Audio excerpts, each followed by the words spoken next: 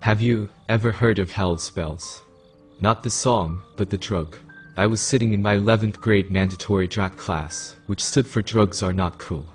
Mrs. Kopic was droning on and on about psychedelic drugs, inhalants, STDs, and how if you have sex you'll get pregnant and die. I sat in the back corner of the class, smirking at a ridiculous conjecture and scrolling on my phone. I saw an advertisement on the bottom of the screen for a dark web browser. A few of my friends had been watching some guy from UK read off stories of the dark web, and whatever data mining was rampant on my phone must have picked up the audio. I remember one of the stories including a drug deal transpiring on something called Silk Road. "Zach, please read off the page about Hell's Bells," Mrs. Kopic said in an annoyed tone. Like many other teachers, she knew not to bother harassing me about my phone use. I had a reputation for just getting up and leaving when they decided to challenge me. I grabbed the 16-page package she had given me at the beginning of the class and skimmed until I found the section on Hell's Bells. Hell's Bells tea is a tea brewed from the Hell's Bells plant. The plant is also known as Jimson weed and datura. It contains chemicals that both relieve pain and cause hallucinations. Medicinally, the plant can be used as a sedative and painkiller. It is abused as a recreational hallucinogenic drug by some people. I said in a bored tone to the frustrated teacher. "Good job, Zach. Now, the plant is shaped like an actual bell, and the buzz of a real bell indicating the end of the class chimed. Okay class, your homework is to find a news story about someone's experience on hallucinogens that resulted in harm or misfortune."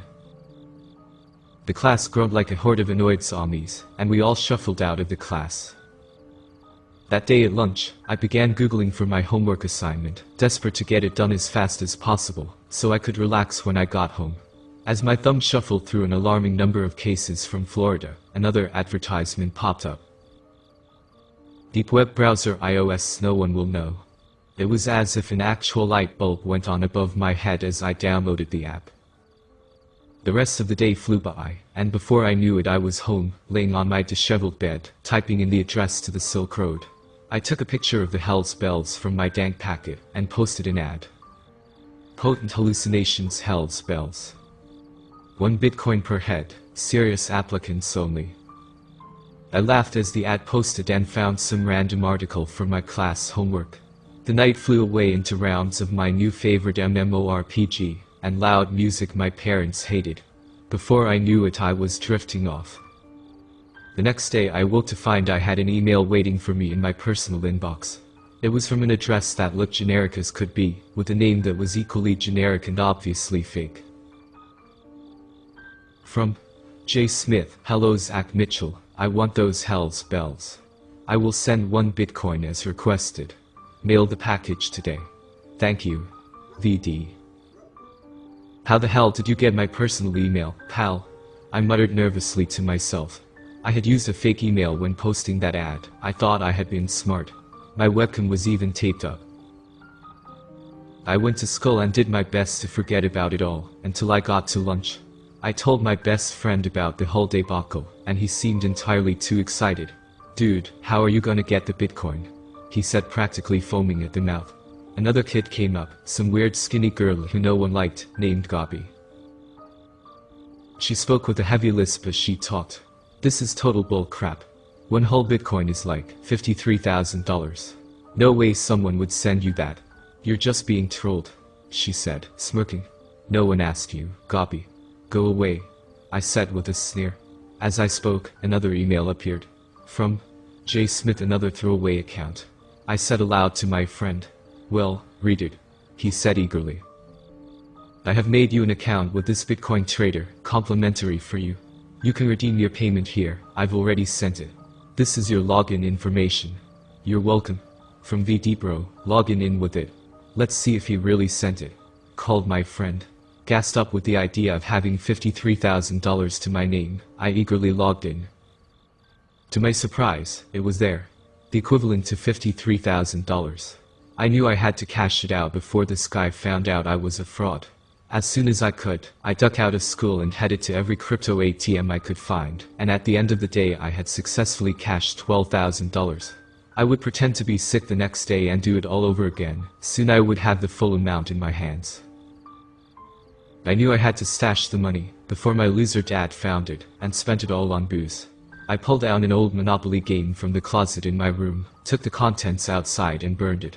I came back inside and stashed the money in the box and carefully replaced it in my closet. The day of walking all around my busy city wore me out, and before I knew it I was asleep. The next day I awoke to a text message from a number I had never seen before. "Hello Zach, I saw you were busy yesterday.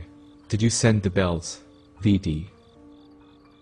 My heart sank as I read the words like the epitaph on my grave. This guy was watching my every move and got my personal phone number. I wasn't messing with a normal guy.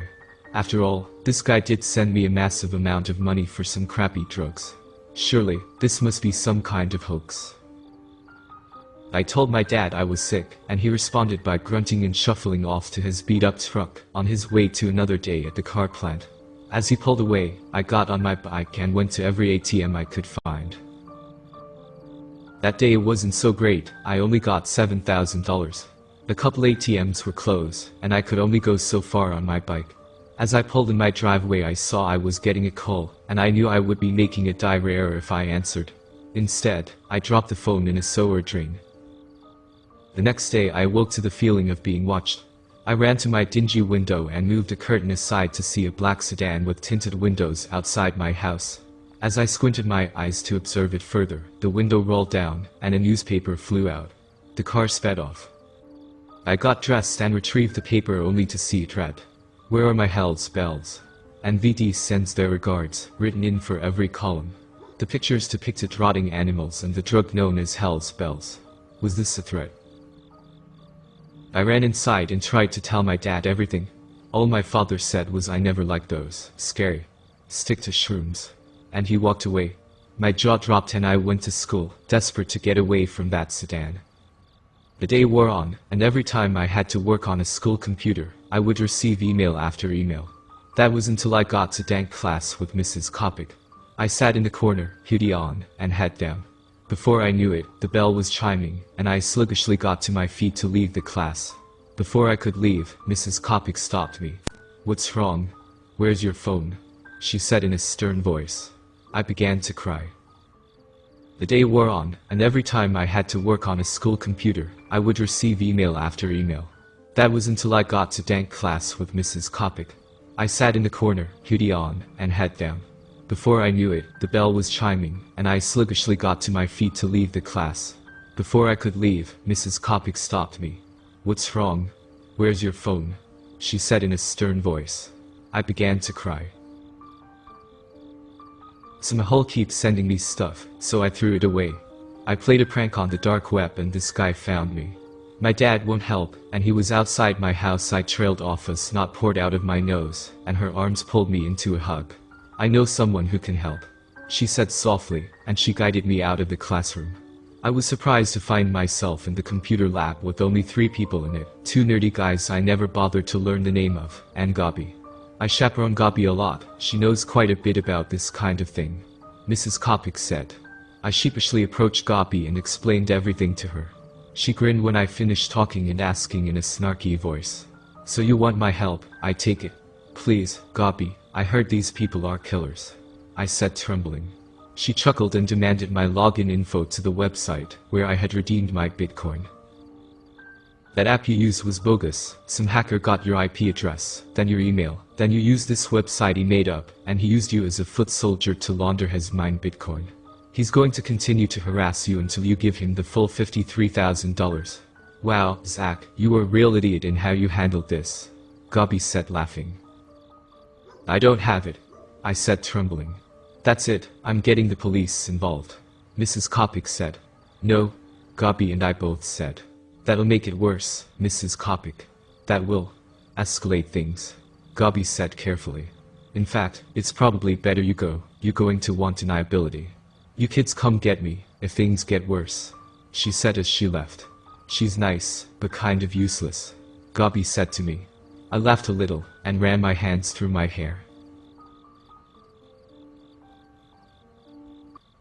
Here's what I'm going to do for you. I'm going to find a real seller of hell's bells and reroute their sale to this VD person. I'll pay for it out of my own cryptocurrency, and you'll pay me back. This hacker is calling your bluff and has you. But if you really send the drugs, he has no real play other than blackmail. Is there anything you can get blackmailed for? She said, jabbing my side. I shook my head swiftly. He could always just try and hurt you, but we're gonna skip town, she said with a wild look in her eyes. What? I said, jaw hanging agape. That's the favor, you're going to take me out of this crappy town, she said, locking me in her gaze. Okay, I guess we have to. It's this or get wrecked by some hacker, I said, pulling at my hair. Good call, Gabi said, returning to her computer and typing away furiously. Done. Now go home and pack. I'll pick you up at 2 a.m. and we'll get out of here, she said. There I was at 2 a.m., Monopoly box in one arm, duffel in the other. My father would hardly note my disappearance. Gabi pulled up in an ancient-looking truck, and I reluctantly joined her. We bounced from town to town for months, and over the course of the months, we grew close. I began to see her as less of a nuisance, and we even started to become romantically involved. That was until I woke up in the middle of the night and found her laptop open. There it was, a welcome screen greeting Gabi, saying the following in big letters that sealed my fate as the world's biggest fool. Welcome, vicious delirium. VD. Gabi had been the one to blackmail me. It all made sense. The hacker conveniently forgot about me, because I left town. I was so stupid and naive. I heard stirring, and turned around to face Gabi sleeping soundly. I gathered everything I had, all that remained of our money, and took to the road again, without her. The messages have returned. Every time I try, and use my phone, it powers down. I know she's chasing me, tracking my every move. I don't see an escape to this, so I'm posting this in hopes someone can give me some insight on how to ditch this crazy chick. I don't know if you've ever heard of hell's bells, but you don't even have to do them for it to ruin your life.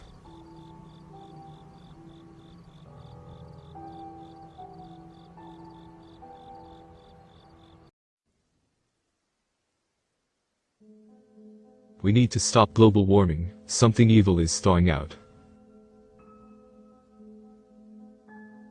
I was a climatologist working in the North Pole for the last 4 years, and I quit last week. I just returned to my childhood home in Owatonna, Minnesota, where I've moved back into my house.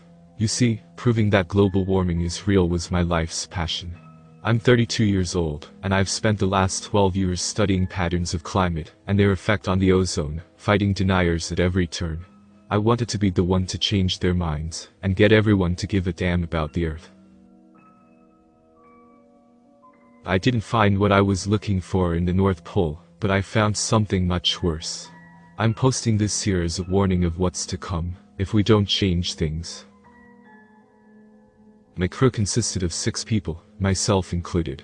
We lived on an Arctic barge, designed to house us, while we studied various melting glaciers. The captain was known to us as Captain Patches Stacy, of the St. Lucian research boat in the North Pole. His second in command was a girl I was sweet on. She was only 27 years old, and well on her way to being a ship captain by 30, skilled enough to traverse the frigid waters of the Arctic. Her name was Stormy, and like the seas she fared, she was volatile and fierce.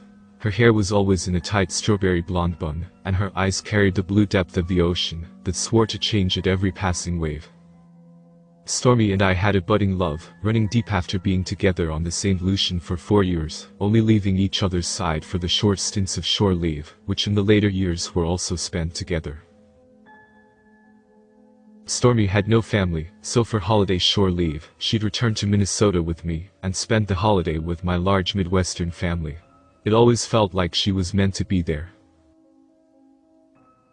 Along with us was another climatologist named Craig, who was 30 years older than me, and somewhat of a mentor.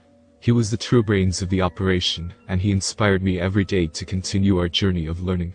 Tall, thin and gray, Craig would skulk around the deck in his signature yellow parka, and theorize loudly about the things below the water's surface.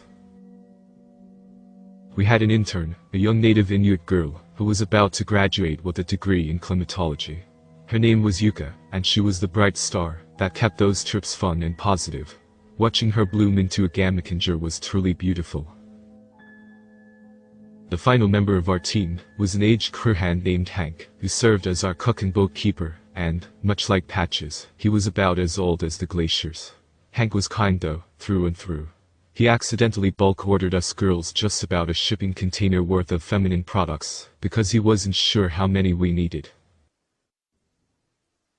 Is 100 a week for you reasonable? I can get more. I remember him saying, wholesome and kind in his concern. Their faces will live in my mind's eye until I draw my last breath on this earth I so love. The last Saturday of April, 2020 was the end of the life I shared with these people.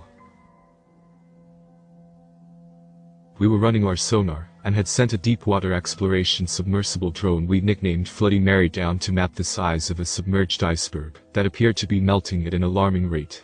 Luckily, no wildlife at all would come near this iceberg, and I can't help but feel like that's because they knew what was inside. Patches and Hank sat in their HQ watching over us, while Stormy helped me man the drone and the sonar.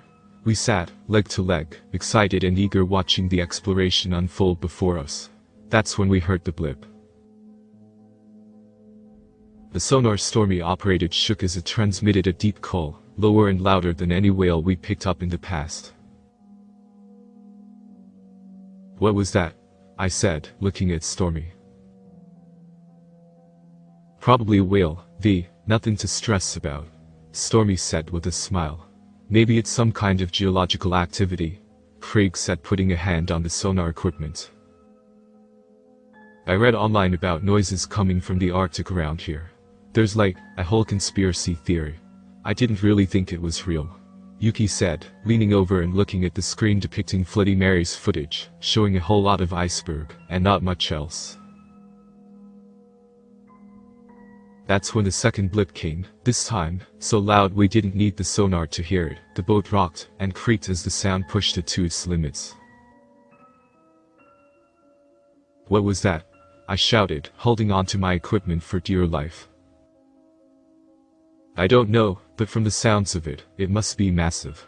Stormy, pull up the equipment, let's move, Craig said. He turned to Yuka. Yuka, I don't know what this thing is, but I want you to get to the communication center, and be ready to radio for help. Then Craig finally settled on me. Watch the screen with me, let's try and figure out what this noise is. I nodded and watched the drone's footage as Stormy guided it along the side of the iceberg, and up to the boat. That's when I saw something in the iceberg move. Sluggish and slow, as the next bloop came, so loud and powerful the boat nearly capsized. My body was thrown with Craig's to the other side of the deck. The loud crack signaled something breaking off of the iceberg. When the boat settled, I could hear the screams of Stormy, Craig, and Captain Patches. The creature was enormous, as the iceberg was the size of a skyscraper in that cold blue water. It was black like the midnight sky, contrasting the white ice around it. Snow was falling from the sky, and forming little constellations on the creature's void-colored skin. It has one big, yellow, blinking eye and more mouths than I could count, even just on the portion of the creature that was exposed. Each one had different kinds of teeth. Some were dull like human teeth, and some were sharp like lion teeth. How is that thing alive? I screamed to Craig, who was transfixed on the creature. Craig looked at me and let out a horrified scream, covering his eyes with his hands. It's horrible. It's horrible. God, make it stop, he screamed. Then I heard Yuka over my walkie-talkie. I see what's happening, get Stormy and come to the bridge. Patches and Hank are dead. Over. I looked around to see Yuka standing in the control tower and Captain Patches dead in his chair behind her, and Hank with a bloodied head leaned against the glass. No, the old one needs me, Stormy screamed, viciously thrashing about. Luckily, I'm a stout woman and I held her firm. As I approached the doorway leading to the entrance of the control tower, I saw Craig throw himself overboard. I winced and managed to open the door, and get Stormy and I inside. As soon as her eyes left the creature, she relaxed and folded into me. She began to sob, and I squeezed her right, shushing her gently. Yuka is alive, we can get out of here. Can you please get us out of here? Stormy nodded then spoke. I just can't see that thing, I need to blind myself. Just get us to the nearest port. Just don't look back at it, I said, prompting a nod from Stormy. I looked around the staircase and found one of the emergency kits, and grabbed it from the wall as Stormy and I raced to the control room. Yuka snapped her head to us as we entered, and I could see she'd been sobbing. I'm so glad you two are safe. I just watched Craig kill himself too, she said in a shaky voice. I looked at Patches and Hank. Patches had a .44 Magnum in his hand. He had killed Hank, then himself when he saw this stare. I opened my kit, pulled out a flare gun, went to the crank window on the side of the control, and fired it high into the sky. As I did so, Yuka radioed for help, but quickly said, "Comms are down. Everything is down." Stormy made herself busy trying to steer the ship and avoid looking at the creature. It let out a final bloop that caused everything in the control center to thrash around the small room, throwing all of us off of our feet. I wound up screaming for help underneath the very dead Captain Patches Stacy. When we resumed our stations, Stormy spoke. "I'm okay, everything's okay. I'm going to get us out of here," she said with a firm, determined voice. I wobbled over to Stormy, and put a hand on either shoulder, holding her in place. "You can do this. You're the best navigator I've ever seen, Captain Stormy. Get us to the nearest harbor. Don't look at it," I said, doing my best to resolve her. "Dutch harbor. Dutch harbor. Dutch harbor," Stormy repeated to herself over and over again, as she guided us past the creature, and to safety. Yuka operated a mapping system the whole way back, and I took the bodies of Hank and Patches to the hull. We all stayed together in control, sleeping there, eating cold meals there, too afraid to leave. Even when the water was calm, it seemed like we'd hear a bloop out of nowhere at any time. Stormy and Yuka got us to safety. All of our equipment was lost, and all of my research was for nothing, especially with Craig gone. Stormy and Yuka lied, and told the Navy officers that intercepted us that Captain Patches Stacy had snapped, killing Hank and throwing Craig and the equipment overboard. I simply followed along. Stormy walked away with some kind of maritime medal for her brave actions, and Yuka returned to her home in Vancouver, where she swore she'd resume her studies, and dedicate her findings to Craig. We spoke this morning. I am shell-shocked, living in my childhood home with my loving parents doting on me at every beck and call. I see those mouths every time I close my eyes, and I see Craig jumping to his watery grave. Stormy is finishing her affairs, and coming here tomorrow. We will start our lives together, as two people who have lived through something terrible, but came out alive. Stormy said we can live far away from the cold and the water, and she swore she'd take me to Albuquerque, where we can live out our days far away from the Arctic melting glaciers. So here it is, my plea. Please give a damn about global warming, because there are terrors in those icebergs, things that will consume mankind, and if we don't stop global warming, they'll be free in no time.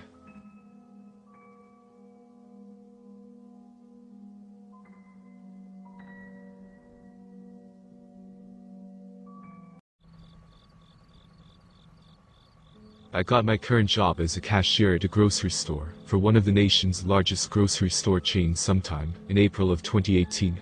I was 20 years old, and it was the first job I'd ever had that wasn't working in fast food. It quickly became my favorite job I'd ever had just for that. At first, those feelings didn't last much longer than a month.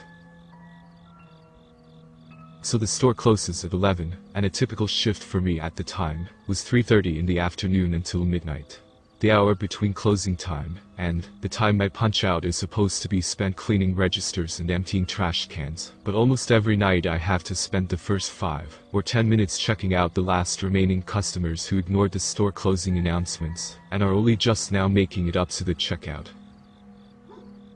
On this particular night sometime in late May of 2018, I was just about to close down when an older man walked up to my lane.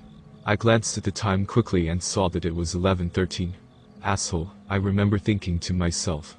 If you're not going to bother to get in line until 13 minutes after we close, you should honestly just go home. The man shook his head. His face was exceptionally worn, and his eyes were incredibly baggy, making him look like he should have gone to sleep hours ago. "Nope, just this, thanks," he said quietly, almost muttering, as he placed something onto the conveyor belt. At first I couldn't tell what it was, something from the meat department, maybe, until it began to cry.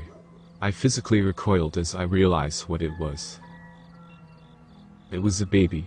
A naked, human, newborn baby, and when I say newborn, I mean it looked as if it was only minutes or hours old. It hadn't even been cleaned up yet, and it was wearing what looked like a hospital band around its ankle, that had a barcode on it. Unsure of what to do, I looked up to my manager for help, but he just gave me a wide-eyed, desperate look and shook his head. I looked back at the man. "Well?" he asked in that same quiet, mumbling tone. "Aren't you going to scan it?"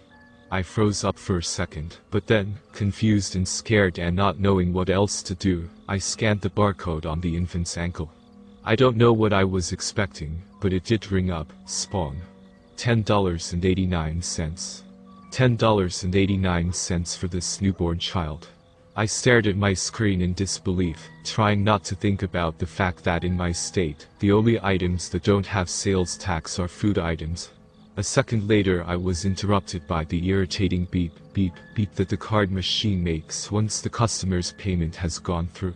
Another second later, I heard the whir of the receipt machine. The man grabbed the child in his arms, and then he stood there just looking at me.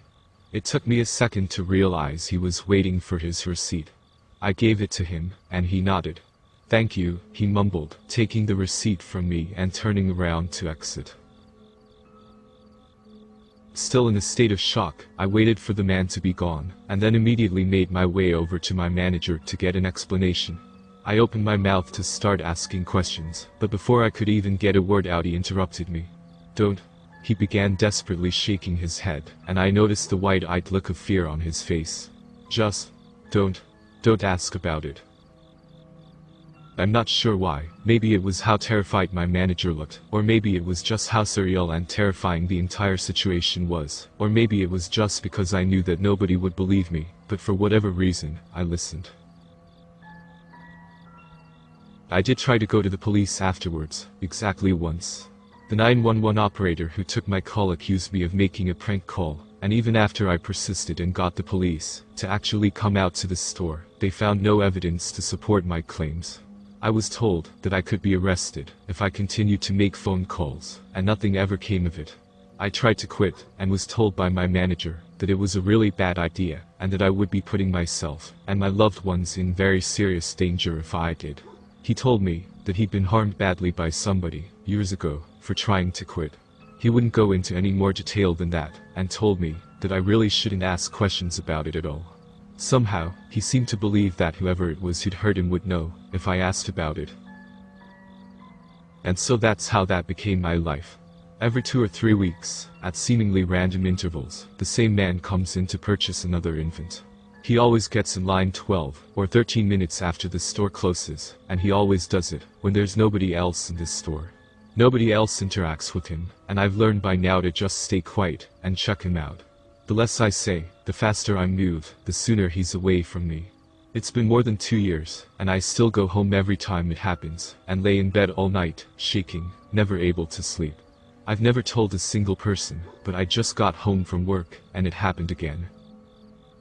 So I'm not going to be able to sleep anyway, and since I've run out of things to do during my sleepless nights, I figured it might help to type it out, and that I can probably get away with it, as long as I'm vague enough about where I live and where I work.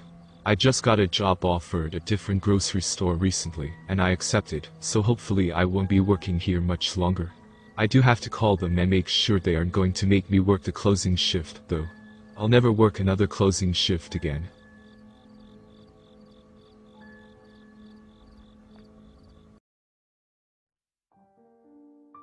Hey guys, I know it's getting late, but this has been heavy on my mind lately. My wedding anniversary is coming up this week, and I can't stop thinking about my beautiful wife. I'm posting this here as a warning and a testimonial of the last time I spoke to the light and love of my life. It was a brisk November night, the trees rustled in the wind, shaking the last of their orange and yellow leaves, and she was returning from a long night at work. She worked a late shift at a convenience store that closed at 12 a.m. Generally, she only got the occasional long-haul trucker and random teenager, desperate for a new pod, for whatever vape pen was the flavor of the month.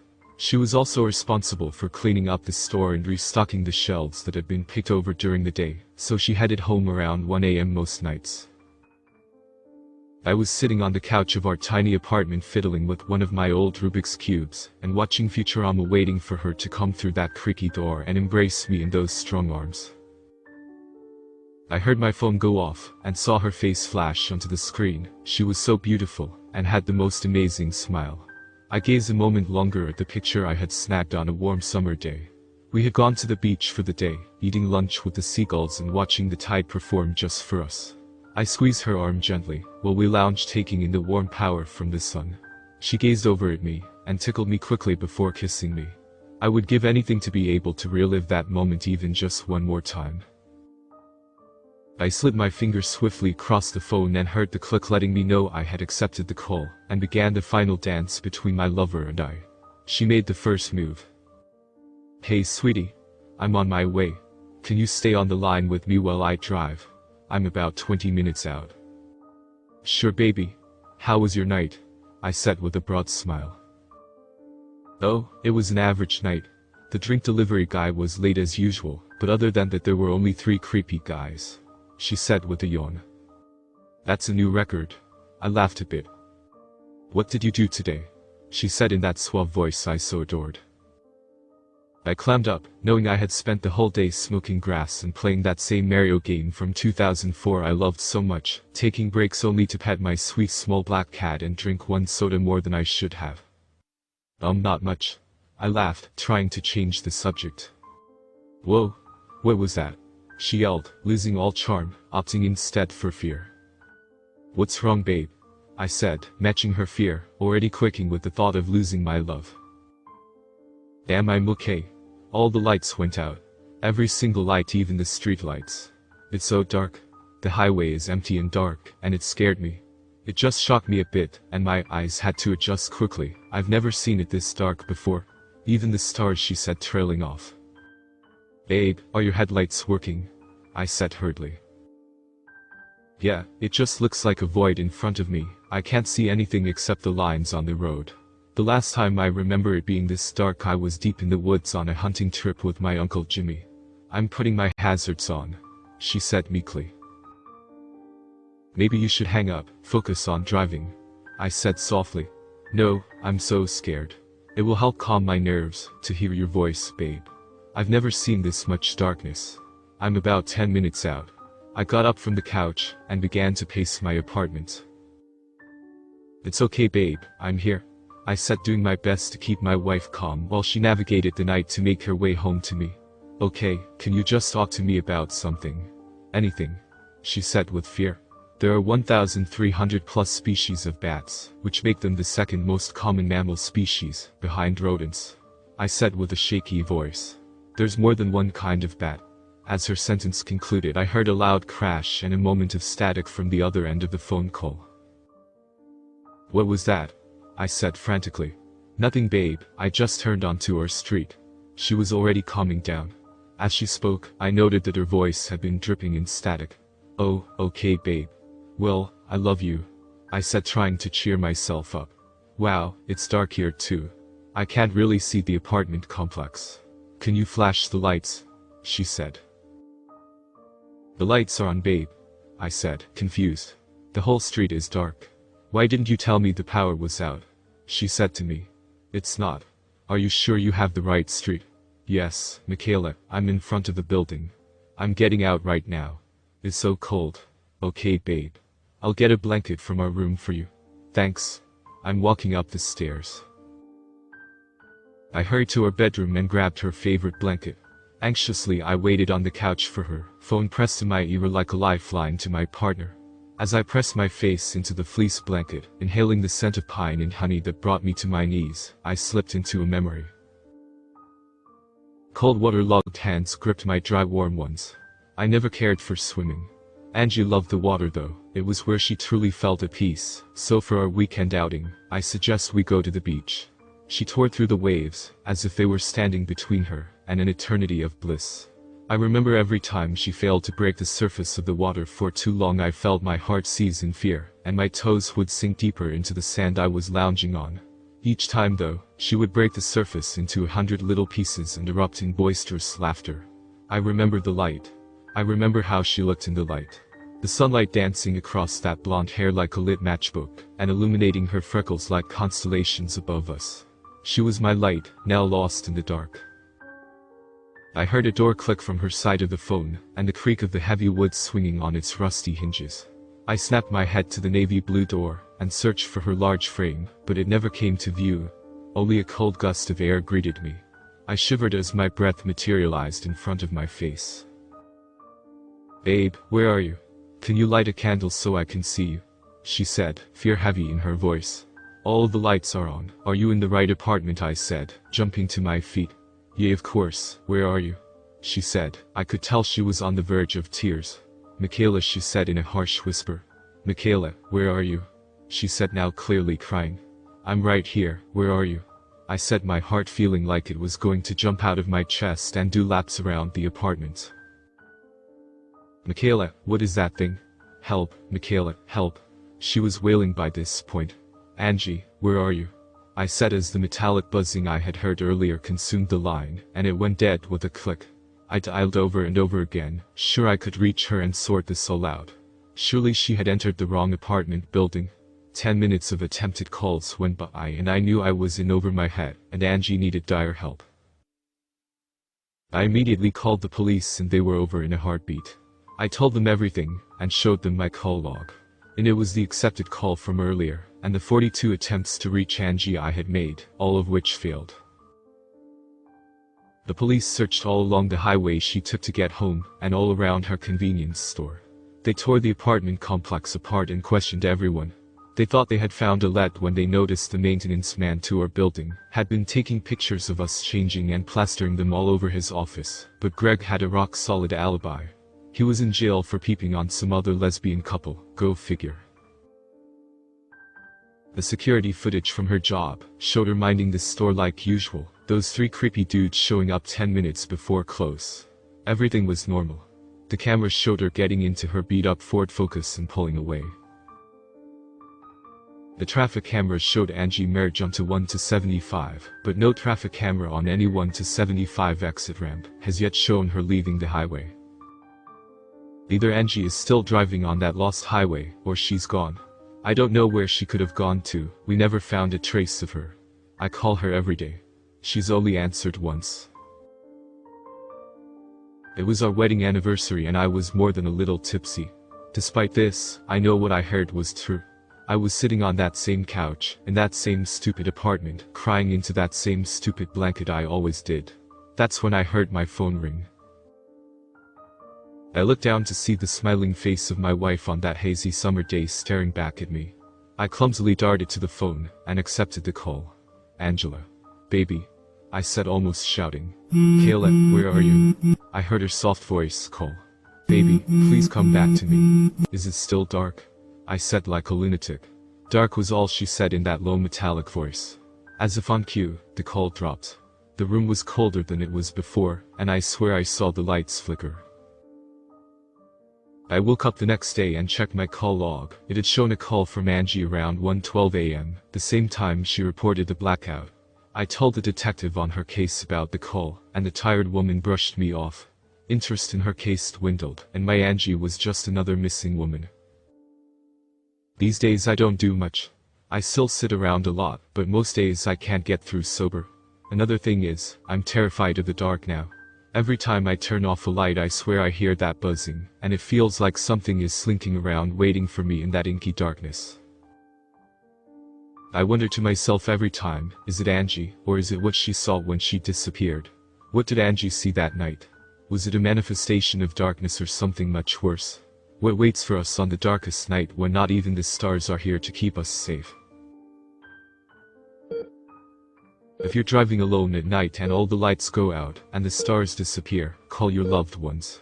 You're about to go somewhere no one will ever reach you. And if you do, say hi to Angie for me.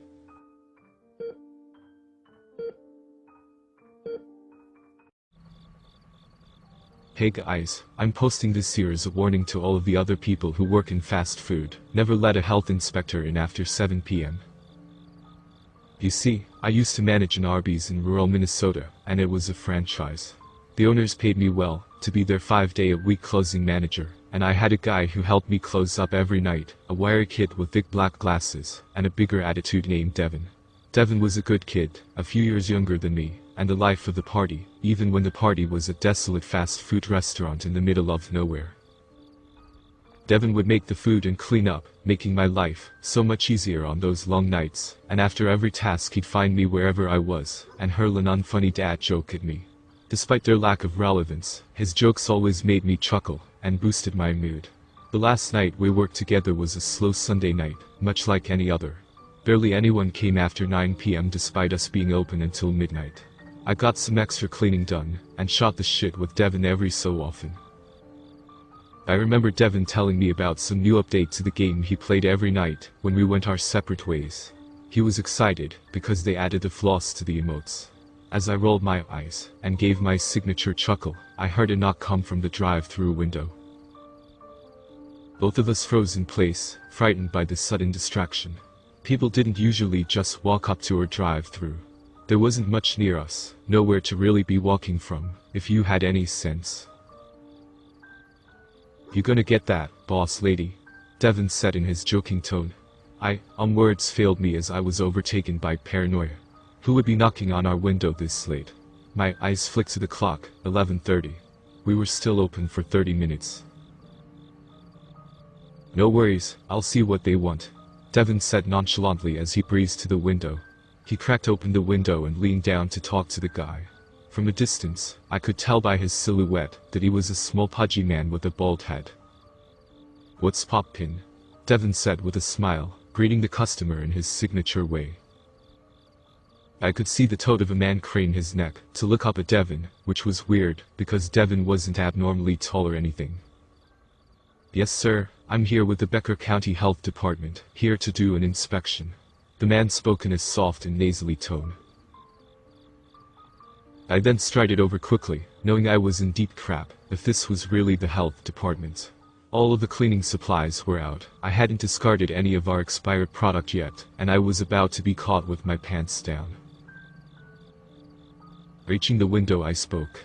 "Oh wow. I've never seen you guys come so late," I said nervously. "Yes ma'am, new protocol. So we can make sure the health code is always being obeyed," he said in a snide tone. "Want me to let him in, boss?" Devin said quietly. Yeah. I'll grab the COVID-19 questionnaire," I said quietly.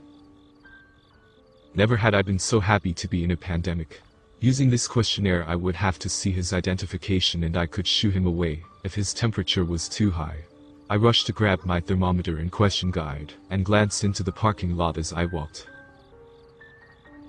There were no cars in the parking lot. As I said, there was really nowhere to walk from. We were on a desolate road off of the highway, with only a gas station on the other side of the road. I glanced at the gas station, and it appeared to be closed early, although the owner's car was still sitting in its parking spot outside. Fear kicked it up a notch in my stomach, and I gulped as I headed to the back, to meet the strange man and Devin. "Okay, let's get that temp," I said cheerfully, attempting to mask my fear. I took in the man's appearance as I raised the thermometer to his sweaty forehead. He must have been 4'10" or so. He looked like he weighed 300 pounds easily. He was sweating profusely, and the sweat poured down his face like tributaries to a river, pulling at his Coke bottle glasses. He was wearing a polo shirt that was much too small, and khakis that were ripping at the seams. A lanyard hung loosely around his neck. I knew the thermometer worked. I had used it on Devin earlier that day. I think I need to try again," I said in almost a whisper. "No, the points are lost. Proceed with the questions." Devin scoffed at the man's rude response, and walked away to finish cleaning his station. I followed my symptom checklist and Ronald, shockingly, displayed no symptoms of COVID-19. God, I wish he had, although, who's to say things would have been any different. After he was finished with the checklist, he pulled a phone out of the stretched pocket of his khakis. I could see in the reflection of his glasses that he was indeed filling out some kind of form. The inspector made his way around the store, looking above, under, and around things. As he, inspected, I cleaned up the chemicals I had left out haphazardly, and tidied up as fastidiously as possible. Devin came up behind me, and gripped my shoulder. Something is off about this guy, boss. Don't be alone with him. I got a bad feeling. Devin was out of character with his serious tone. Don't worry. I said in a hushed whisper, nodding in agreement as I continued finishing up the cleaning. The inspector walked around in a stunted shuffle, moving quickly one moment, then sluggish the next. It was as if he was trying to decide what was more natural. I glanced at the clock. 12:05, we were closed. I pulled the cash drawer out, and emptied the contents into our time-locked safe, and completed my banking for the evening. All that was left was the general tidying up and stocking, and as I went about my business I eyed the strange inspector suspiciously. I thought of the gas station again. It never closed before midnight, so I glanced to see if the owner, Reggie, was walking out like he normally would around this time. Nothing. His car was parked outside, but there didn't appear to be any signs of anybody still inside the building. I sighed and carried on with my duties. Time flowed forward in a march of inevitability. I was bound to finish my work before this inspection was done, and so it was. The clock read 12:53. Devin and I were completely finished, and I went to find the inspector, dead set on finding out what exactly was going on. He was in our dining room, under a table, picking discarded chewing gum off of the tables and eating it. I could hear pig-like grunts as he greedily consumed the ancient gum from the underside of the abandoned tables. I pretended not to see him as I spoke. We're done, sir. We can't leave until you're finished. Any idea how much longer it's gonna be? The bulbous man skittered out from under the table. Yes, I'm about finished. One more place I need to check. I need you to show me the walk-in cooler. Will you take me, young lady? He said in his nasally voice. Nah, I've got it. Come with me. Devin said from way in the back, intent on not leaving me alone with the strange man. Great, the inspector said as he followed Devin to the cooler. When I was done, I glanced at the clock. 1:20 a.m. Why hadn't they come out yet? What was so interesting about the cooler? That's when realization crashed over me like a car going 70 miles per hour right into a brick wall. Devin had been so concerned about not leaving me alone with the inspector, but I had turned around and done just that to him. I took on a brisk stride to the walk-in cooler, desperate to see what was really going on in there. My hands gripped the cold metal handle of the cooler, and as I pulled it toward me, I was overwhelmed with a rotten stench. My eyes immediately fell to Devin. He was crumpled to the bare metal floor, and at first I thought he was wearing a red cape, until I realized it was a puddle of blood. The health inspector was leaned over him, making the same pig-like grunts he had with the gum. Devin's face was frozen in a mask of silent, still suffering as the obese health inspector gorged on the soft flesh of Devin's neck. The inspector looked to me, eyes flowing with some kind of yellow goop, blood running down his chin, and as he spoke, the sinew of Devin's neck spit from his teeth. Congratulations, you passed your health inspection. To my horror, Devin made a noise, as if he wasn't quite dead yet. I thought that I could save him.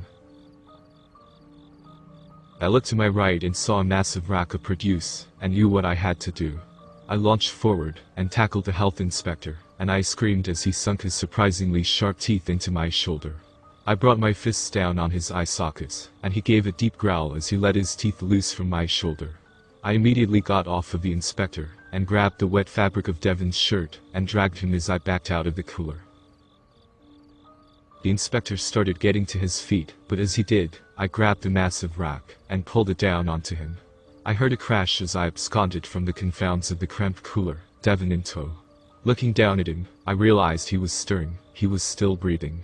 I knew he didn't have much time before he succumbed to his injuries, so I made haste in dragging him outside.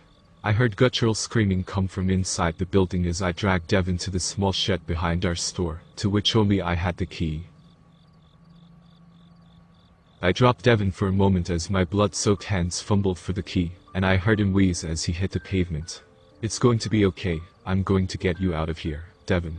The guttural scream came again, and as I raised my gaze I saw the thing that had come into my restaurant running at me on all fours. The door gave in at that moment and I hastily dragged Devin inside.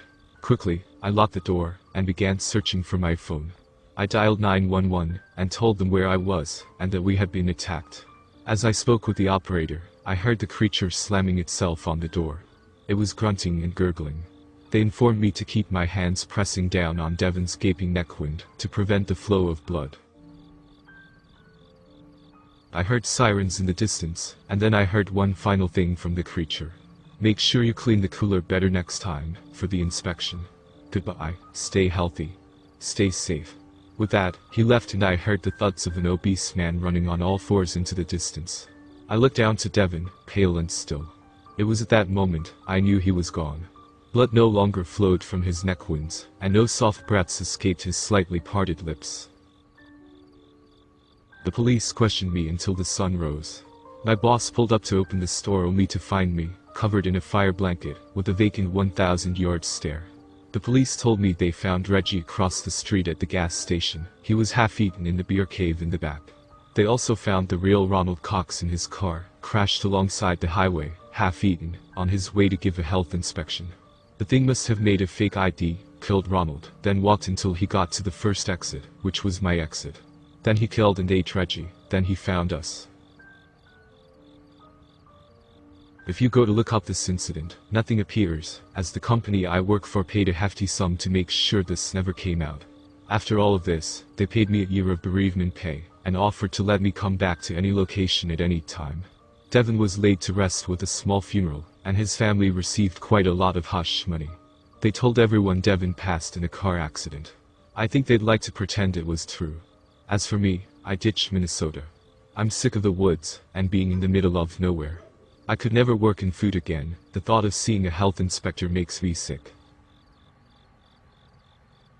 I'm now legal aid, and things are going great. I live in warm Arizona, with no trees anywhere near me. You can see exactly what's coming for you. Today, I got off of work pretty late, and I went through a drive-thru.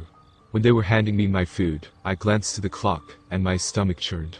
It was 12:34 a.m., and there was a short fat man with lanyard that said, Dewey Pinkerton, Greenlee County Health Inspector. I left as quickly as possible, and called the police, lying and saying I had seen someone robbing the restaurant.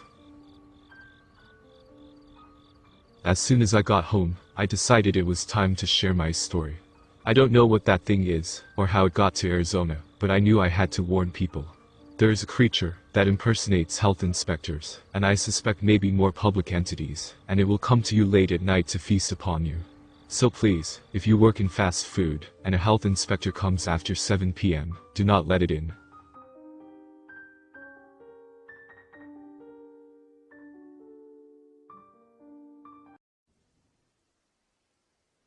Vincent, time to wake up.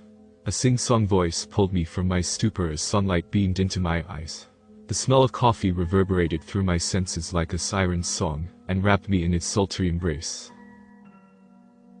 I cleared my throat of the glob of goop that always resided in it every morning, the price of living in the histamine palace that my house was, and spoke. Coming, babe. My voice was gravely as it adjusted to its new state of being awakened. I sat up and awkwardly stretched out my arms.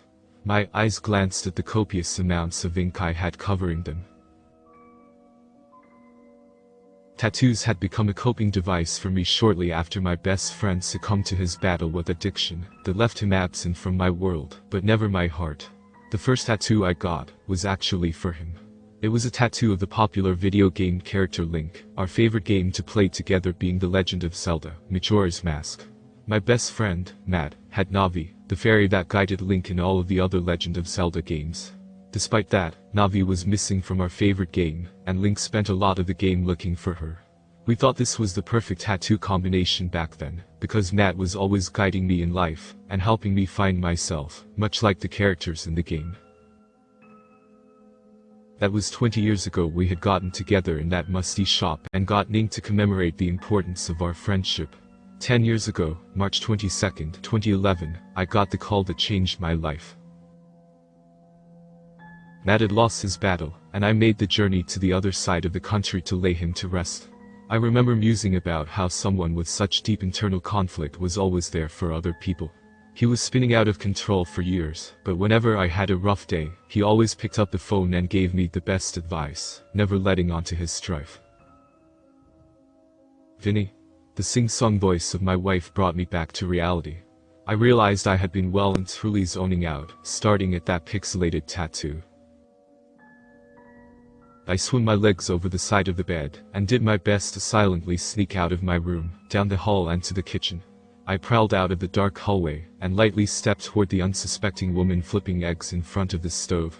As a trepidatious toe inched out of my hiding spot, I was interrupted by a huge creak.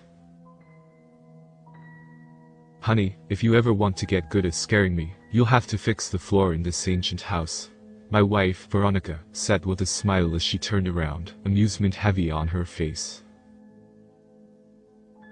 I stood up and closed the distance to her, wrapping her in a vast hug and taking in the serenity of my morning. A few minutes later, I was sitting at the breakfast table, enjoying another wonderful meal prepared by my wife. Both of us were homebodies, and both of us were people who took great joy in the ritual of everyday life together. I think Veronica and I never had children, because we were scared of what would come of the enormous change in our lives, and there was the other thing. I was always terrified that if I had a child, they would turn out like Matt. Intelligent, kind, deeply understanding, but self-destructive, careless with their own life. I couldn't watch another person I loved destroy themselves in front of me. As I sipped my perfectly blended coffee and stared at my wife, a visage of beauty in the morning sun, I fell into a memory of my friend. Matt and I sat over a small fire we had lit in the shelter of the partially collapsed battery factory on the outskirts of our town. He had an old set of camping pots and pans painted in that signature blue with white dots every family seemed to have. He boiled stale coffee over the fire, and while it smelled burnt and long gone, it brought me joy. I swept a bunch of these when we stayed at the Budget Inn. Figured we should get our money's worth, and I know you love your coffee, Matt said with a laugh, stirring his pot of what used to be coffee. "Always looking out," I said, smiling back at him. I looked around our little camp. The roof of the factory had long since caved in, leaving us exposed to the elements. However, we fashioned a tent from some old sail canvas, and used discarded factory equipment to hold it up. The floor of our tent was made of various wood beams we had built into the ground, with coats long forgotten in the town's public library lost and found as our bed. The factory was ominous, our camp being the dead center of the abandoned factory floor, right where the assembly line used to live. The camp was outlined by ramshackle stairs that led to the upper floor of the factory, which only contained the plant manager's office and an employee break room. Both were far too musty and disgusting to call camp, despite the shelter, and was at risk of collapsing into the building every day. Matt and I chose to set up camp where everything had already fallen in, so as to protect ourselves from future cave-ins. "I'll go flash my goods at the fruity guys who want some outside of the Marriott," Matt would joke, unknowing that this was eerily similar to his actual forthcoming fate. "I'll go mow Mrs. Murphy's lawn, and take my shirt off halfway through. She always pays an extra $15 when I do that," I would reply with a laugh. "Bro, Stacy will straight up beat you up if you do that. Mrs. Murphy is her mom," Matt would say before we both break out fits of laughter, the coffee boiling over. The taste of real coffee dancing across my lips and into my palate woke me from my trance as I realized my wife had been talking. Her face twisted into a mask of frustration, and I immediately knew I was in trouble. "I'm sorry, Veronica, I was thinking about Matt again," I said shamefully, staring into my swirling coffee. Her anger disappeared as soon as it came, and she reached for my hand and squeezed. "Vince, I just gave you a whole speech preparing you for this, and I'm not repeating it, so here goes. I'm pregnant. 3 months pregnant. I didn't know until my physical last week. I've been waiting to tell you," Veronica said softly to me, the need for approval tugging at her eyes gently. "Oh God, we're too old," I exclaimed before laughing heartily. When I saw her face twist into a show of sadness, I reached to her hands and squeezed them gently into my own, and mustered my best attempt at a paternal smile. "It'll be okay," I said softly to her. In the coming months a lot of things had to change for us. We had to leave our West Coast overpriced shed of a house, as there was no room for our upcoming child. Since we were already moving, we decided to give my hometown a try, and the houses were much cheaper, and our money would go a lot further. Plus, there was the benefit of my massive family that had come a long way in recent years toward being some semblance of normal. We ended up living in a beautiful home right on the river that divided the town into two sections, and I swear when you watched the sunset from our porch, it felt like it was setting just for you. The due date grew closer, and it became apparent we were bringing twin girls into the world, and the excitement grew with each day. My wife and I sat on our patio, overlooking the water, and bickered about names. "How about Allison and Audrey?" Veronica said, lacing her fingers over her bulging belly. I smiled, reminiscing over how not that long ago, I couldn't fathom the idea of being a father, but now, it was all I wanted. Of course I was still scared they would end up like my lost best friend, but I was filled with so much more hope than before. I know it's dorky, but what about Zelda for one? It's a pretty name, but you know, it meant a lot to me once upon a time. Veronica sneered for a moment before correcting herself. I don't really love it for our child's name, but I think you should definitely let them know how important it was to you, she said softly, leaning against me. Too bad I don't have a copy anymore, I trailed off as I fell into another memory. I sat in my shared apartment with Matt, his belongings packed away in big brown boxes. I sat on my cheap futon, sadness pulling at me. Alright man, I'm skipping town. Gonna make it big in Nick, and since your sorry ass is going the other way, I wanted to celebrate all the time we had together. Matt said, patting me on my arm, with a fresh set of ink sporting my new tattoo on it. I whined as the brand new tattoo of Link sent shockwaves of pain up my arm. I looked to Matt, who was holding two suitcases, one with a luggage tag showing his name, the other with that day's date.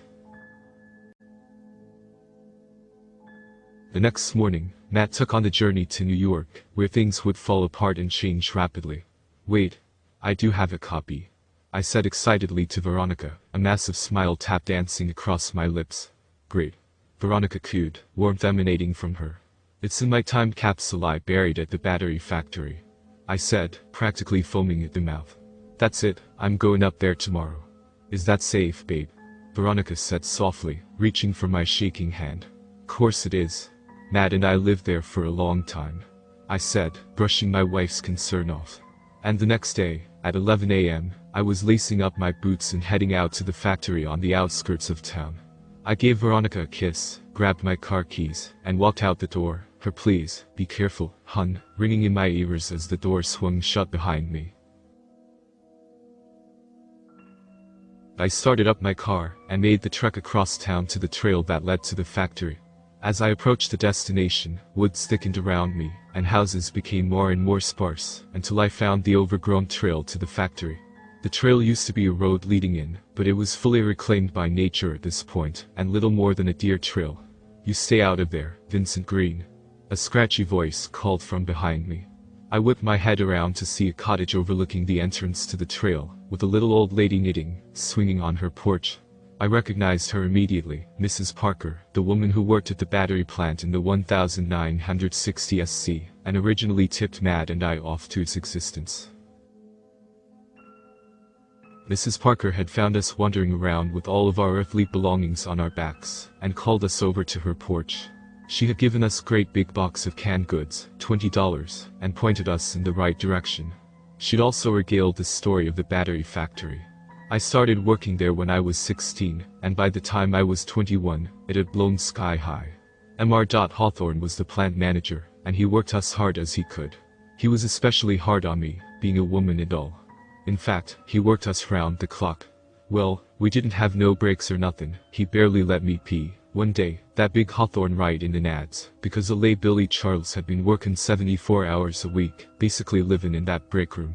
Billy's job was to make sure the exhaust didn't build up or nothing. Billy fell asleep in the boiler room, and instead of releasing the pressure when it was time, he was off in dreamland. The boiler exploded, and caught on fire. The sparks ignited the batteries. The whole place went up like a powder keg with 162 people, including Hawthorne and Billy. I was right here on this porch. I just got home from my shift. Hawthorne had sent me home early, because it was my monthly, and he didn't like all the breaks I was taking. Being a woman saved my life that day. There's one thing though. The blast didn't kill them all instantly, and like I said, I was right here. They ran down that path yonder and they were melting. The lithium pouring down their skin like oil, and the flame wearing them like this season's top pick.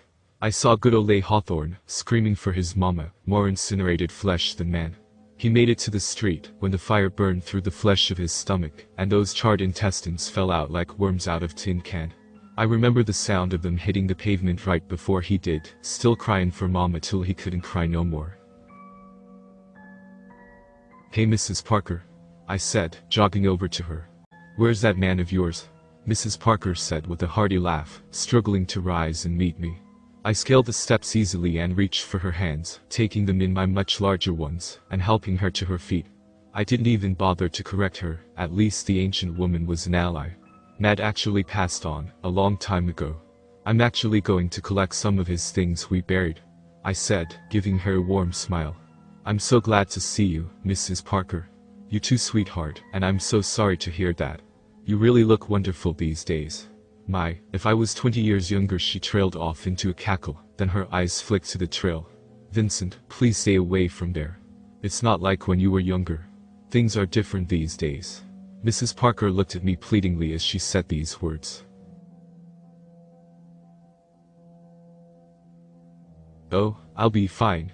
I'm a big scary man with tattoos now," I said, widening my smile at her. "Hold on then," she said, scurrying into her home, then returning with a Snubness 44 Magnum. "Oh my god. Mrs. Parker," I said, looking at it like it was a snake. "No sweetie, there are things out there. Take this too." I hadn't seen before, but in her other hand was a silver cross, on a bound leather cord. Did she think I was Van Helsing? I took the items to appease the older woman, mostly out of the deep gratitude I would always hold for her, for she had always looked out for Matt and I. There were countless nights she would allow us to stay with her in her home when it was freezing, or leave leftovers out for us. I gave her a final hug, grabbed my shovel from my car, and descended down the path to the abandoned factory. The trail was dense, and smelled of honeysuckle. I could hear birds chirp, and squirrels scamper about. A smile tugged at my lips. Matt would love this hike. The outline of the factory filled my eyesight, and as it did, I noticed the birds had abandoned me with their symphony of chirping. The smell of honeysuckle also subsided to that of charred chemicals, which was strange because I didn't remember the factory smelling like this. An eerie feeling planted itself in my stomach, making home there, as I approached the factory. I had the gun tucked into my hoodie pocket, and the necklace around my neck. The shovel teetered in my hand as I walked into the cavernous space that used to be the factory floor. It looked the same as it had in my youth. Sunlight streaming down into the floor, the plant manager's office and the break room, both still accessible via rickety staircase. One difference was apparent, however. Rubble had been cleared away to create access to the boiler room, which was never clear when I was younger. Someone must have taken the time to clear this up, so they could explore. I chalked it up to some more kids. I thought about exploring myself, but I decided it was something for a younger man, and I didn't want to mess around and throw out my back. Plus, I had a wife and soon-to-be children to get back to. I found the spot I was sure the time capsule was in and got to digging. "Why, Vince? Why did you let me go? Why didn't you tell the truth?" he said in a wobbly, distorted voice. "I never lied to you, Matt. What are you on about?" I said frantically, hand finding the gun in my pocket. "Oh, now you're going to shoot me? Go ahead, kill me twice. This is your fault," he said, practically screaming. My heart was beating louder and louder, defeating me as Matt drew closer. "Do it. Shoot me," he said, screaming as dirt flew from his decayed lips. "No," I said, shutting my eyes tight and curling into a ball. "It's not real," I said in sobs. Viscous grief racked my body, and before I knew it I had passed out. I awoke and things had changed drastically. It was dark out now and the empty factory was no longer barren. It was my camp, and I was in my tent, Matt next to me sleeping. I immediately put a hand on his shoulder and gave him a firm shake, and he turned to look at me. I took in his features, smooth skin and glossy tired brown eyes stared back at me. His black curls framed his face with ornate beauty, and the moonlight dazzled his olive skin, that gave him the appearance of a Greek statue. Matt looked like someone God took a while to perfect the beauty of. He was not traditionally beautiful. His features were unique but stark and striking. My eyes cast to his lips and I stared for a moment, my mind flashing to the image of the decayed lips that had screamed at me moments earlier. Finally, my eyes flashed to my own arm, firmly connected to his shoulder, and I noticed all of my tattoos were gone. I glanced to my own body, and I realized that I was no longer that grown man I had been moments ago, and I instantly knew I was back in the summer of 1998. Matt, where are we? I said in a hushed whisper, jarred by the change of scenery. We're at camp, silly. Matt said, yawning and chuckling at the same time. Matt, no, you're dead. I said, panicked, sitting straight up, eyes darting around. It was indeed our camp, late at night. The fire flowed in a faint orange hue, embers clinging to life. Did you have a nightmare? Matt said, suddenly concerned with my state, worry flashing through his eyes. No, this isn't real, I said, springing to my feet and beginning to pace around the campsite. Matt jogged over to me, and put a marble-like hand onto my arm, and pulling me close to him. Vin, it is real. You're okay. You're safe, Matt said in a calming tone, looking at me like I was all that mattered in the world at that moment. No, it's not 1998, I am not 16, and you are not alive anymore. I was being overtaken by anxiety in that moment, not wanting to be living in this hallucination any longer. Vince, I think you need to sleep this off, man, Matt said, pulling me back to our tent. He pulled me into the makeshift bed we shared, and my heart rate slowed as I stared up to the constellations above me. I watched the stars shine and away, bestowing an image that reminded me of the curve of my wife's face. Matt, I need to get back to my wife, I don't belong here. I'm about to have 2 kids, please help me get back, I said, voice cracking with sadness as the toll of the situation weighing on me. Vince, just go to sleep, things are going to be better in the morning, you just need some rest, Matt said softly. I then thought to what happened before I woke up here, Matt's words ringing in my mind. Why, Vince? Why did you let me go? Why didn't you tell the truth? I need to ask you something, Matt, I said, turning to Matt and looking at him intently. Of course, Matt said, greeting me with a warm smile. Do you think there's something I'm not telling you? I asked cautiously. Matt looked up to the stars, eyes flashing with ponderous wonder. I do, but I think if you're not ready to acknowledge it, it's not my place to push it, Matt said carefully, turning his eyes back to me. I reached out to his cheek, tracing his cheekbone with my index finger, and taking in his cool, smooth skin. I thought about his words, and his calm, relaxed demeanor. Why had I followed him here in 1998? Why did I throw everything away to give my days to this boy? Why did Matt give up everything he had to ensure my happiness in whatever small way he could?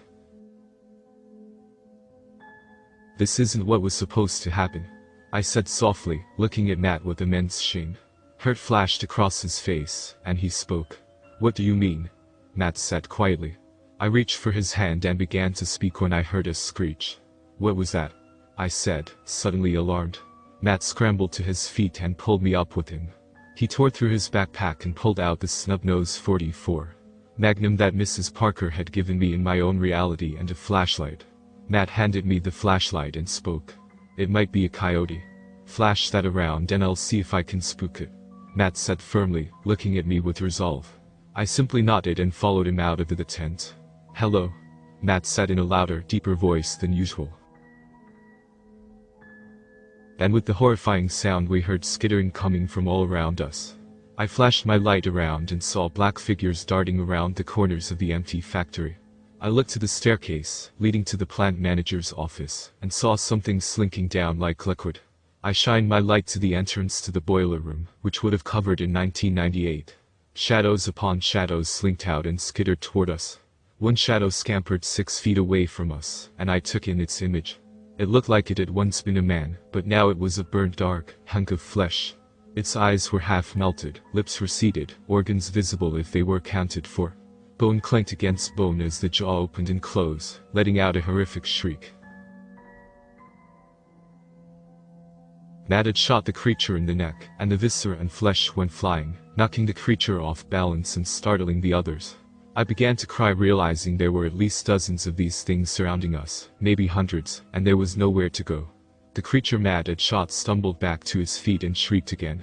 Matt grabbed my wrist and dragged me toward a wall of the creatures, and as he drew me near, the smell of battery acid was overwhelming. We ran toward the creatures, and Matt hurtled toward them. He bounded through the wall of creatures, knocking them out of our way and pushing us toward the forest line. As he did, the creatures reached for us, ripping and tearing at us. One even sunk its teeth into the soft flesh of Matt's shoulder. Matt let out a cry and fired the gun in the creature's direction. As the creatures thinned out, we reached the line of the forest. We raced into the woods, and we both dared to glance behind us. The creatures were shambling after us. One creature ran, much faster than all of the others, and it looked over them. It ran on long, spider-like legs, mere bone and emaciated flesh. Whether this had once been a man or a mere product of the culmination of chemicals and tragedy, I had no idea.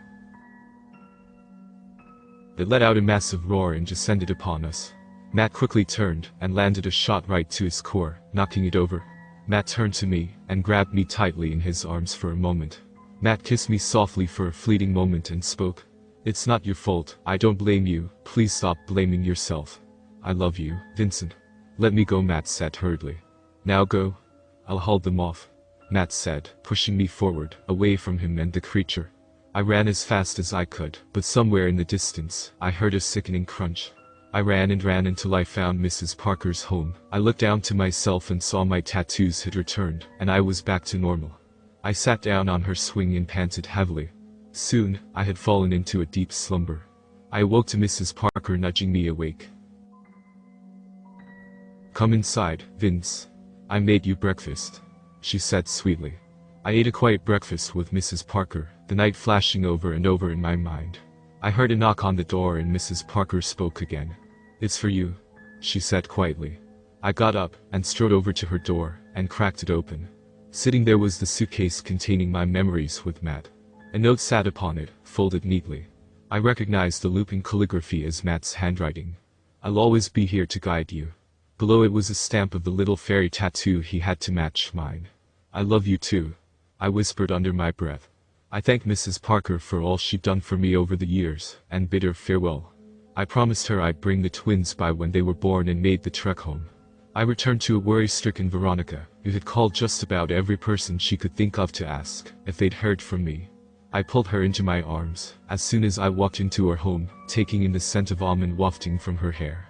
I promised myself I would never doubt the love I had for her, or our family again. Veronica was my home now, and that didn't lessen what I had with Matt, it just was. I ended up being okay. I lost my phone, car keys, and some respect from my wife. She didn't know how I had gotten lost in the woods I had grown up in, but she said camping was off the table as a vacation. After the events I had lived through, I was more than okay with that. The lesson I had learned from this all was that when we lose people, they stay alive in the form of our grief.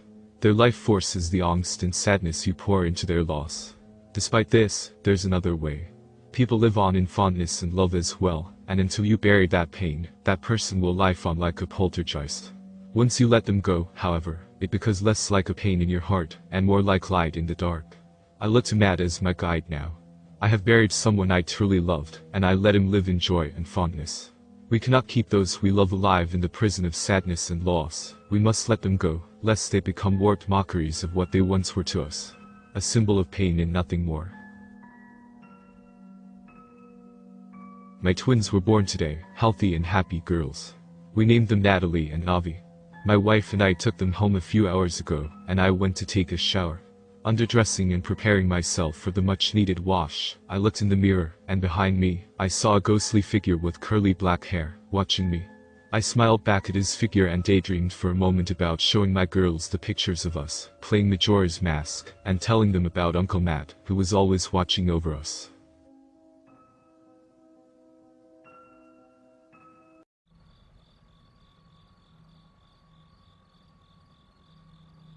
Most people find camping to be cathartic, and the truth is I felt the same about it once too.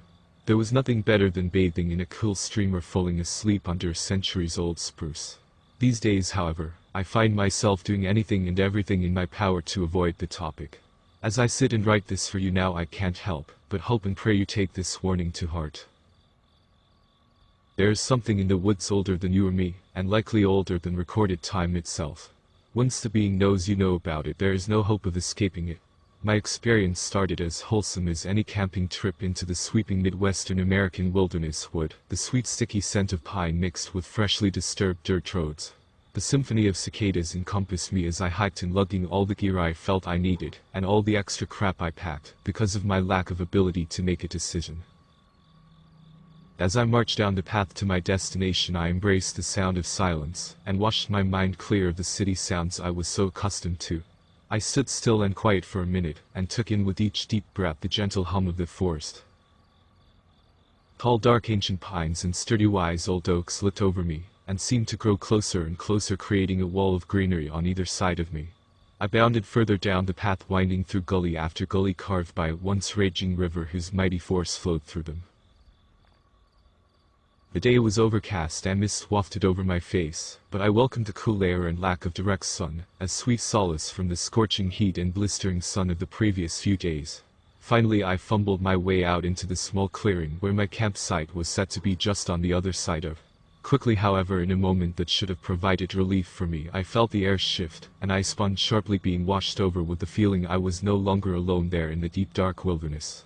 Looking around, I found nothing to trigger any alarm. So I sighed, thinking to myself how stressed I must really be, and settled into the idea that I truly needed this trip. I dusted myself and set off to set up my tent, determined to enjoy my time on here in these woods, and melt away the anxiety of the world I was temporarily leaving behind. After roughly an hour of struggling with wonky poles and bent stakes, I swore to myself that I would absolutely be investing in a pop-up tent for all future trips, but I did finally have shelter. I had arrived fairly late in the evening, and by the time the tent was up, what little was left of the dwindling sunlight was no longer allowing me to see without squinting, so I clicked on my little plastic lantern. I scooped it up, and plopped it down on a washed-out rickety old picnic table that was scored with the deep scars of the many lovers hoping not to be forgotten by time, and decided it was time to finally eat my dinner.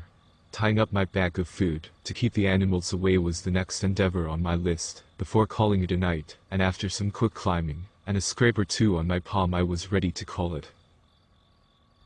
I bring an old oil-powered lantern my uncle gave me as a gift to set outside my tent, and just leave at a low glow, so I can see my way around outside, if nature calls late in the night. Inevitably I woke up around 3 in the morning to nature's call. When I opened the tent though, I found myself drenched in complete absolute darkness. I noted that it seemed odd that the lantern went out as I shuffled through my bag to find the plastic battery-powered one I had used earlier in the night. Once I had found it, I clicked it on and swiftly headed out into the darkness to relieve myself. As I headed back to my tent, I noticed that the lantern wasn't outside of the tent anymore. I looked around, but nothing. It seemed to have vanished, and that's when I finally looked up and noticed there wasn't a star in the sky, and the moon wasn't there, either. A large crashing and the sound of glass shattering just to my left beyond the tree line jolted me to attention. My senses were all heightened, and I was alarmingly aware of my own heartbeat. I stood there motionless, having absolutely no intent to alert whatever it was out there of my position, but after what felt like hours of holding completely still, I let out a slow, quiet breath, and relaxed slightly, having heard nothing else to further alarm me. Mustering up some courage, I made my way over to where the noise had come from. Only after listening for any sound to be absolutely sure I was the only being there, I lifted my lantern and aimed it into the trees, and what I saw turned my blood cold as ice, and sent a chill tingling down my spine and my stomach up my chest. There on the ground just inside the line of trees was my crushed lantern, but that's not what had me petrified. As I lifted my arm, the light of the lantern revealed deep fresh scratch marks that had been freshly gored into the trunk of the trees in front of me. Terrified of what type of monstrosity could have possibly made those marks in the trees, I hurried back into my tent and swiftly zipped up the opening, giving myself at the very least a false sense of security, similar to hiding under the blankets as a child. I sat there in silence, contemplating my limited options, finally deciding that my safest option was to stay put and make my way back to safety in the light of the morning. As I attempted to rest, I couldn't help but fixate on every gust of wind or snapped twigs. A branch fell and nearly sent me into cardiac arrest. Somehow though, I must have been able to fall asleep, because I woke suddenly sometime later, with a deep sense of dread, and a pulse of adrenaline running through my veins. I studied my surroundings and found dead silence, not even the sound of cicadas or crickets chirping. I did notice, however, that there was now moonlight, but only just before seeing a slender shadow shoot across the wall of my tent, only for it to stop just in front of the opening. The creature slowly started unzipping the door to my tent.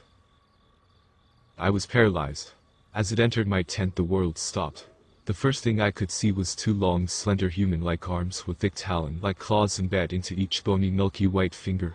It had a body that was unnaturally large and jagged, leading my eye to a face that will be burned into my memory until the day I die. On a long, narrow human-like face I was met with two slender black eyes set deeply into leather-quality skin with no nose, and a sharp mouth filled to the brim with jagged teeth. This thing emanated a stench of rotten wood and death. The creature seemed to be studying me, and I was absolutely transfixed. Suddenly it lurched forward and wrapped its talons firmly round my ankles and yanked. Still in shock, the creature pulled me from my tent all the way to the tree line, before I could even realize what was happening. I managed to kick myself free, and as I stood and turned to run. As I did, a gut-wrenching primal screech bellowed from behind me. I turned only for a moment to look, and I saw the creature standing at least 8 feet tall. Then it crouched. I began running as fast as I could get my body to allow, all while bracing for an attack from behind, but it never came. I ran for my life in that moment, and as I saw my car come into view, the world started fading to black, and my heart felt as though it was going to burst. I must have blacked out, because the next memory I have of that hell is being woken by a state parks employee tapping on the driver's side window of my car. She asked me if I was hurt, and if I needed help, gesturing to the trail of blood leading from the path to my car. I had barely noticed the blood pouring from my ankle in all the commotion, but she called an ambulance for me, and I was hurried away from that hell. The officers later told me they believed I had been attacked by a bear that night, and not wanting to risk looking unstable, I agreed and said nothing. I know what I saw that night, and I know it will never stop coming for me. Yesterday I noticed scratches in the trees lining my backyard, and as the sun set this evening I heard that screech in the distance again. I know I don't have long before it finds me, but hopefully you can do what I wasn't able to and avoid meeting it.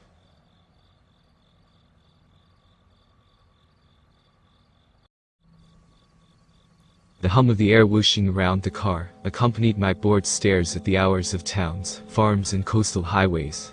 My focus was only occasionally broken by my little brother chirping up to once again ask our parents, "Are we there yet?" reminding me again why we were on this trip to begin with. My mom sighed, exhausted by what I'm sure was another migraine she would so often try to smile through. Sensing her frustration, my dad chimed in with a quick almost, "Buddy, if I weren't so numb from the hundreds of miles of road we'd already traversed." I would almost say my dad even sounded excited to answer that question this time.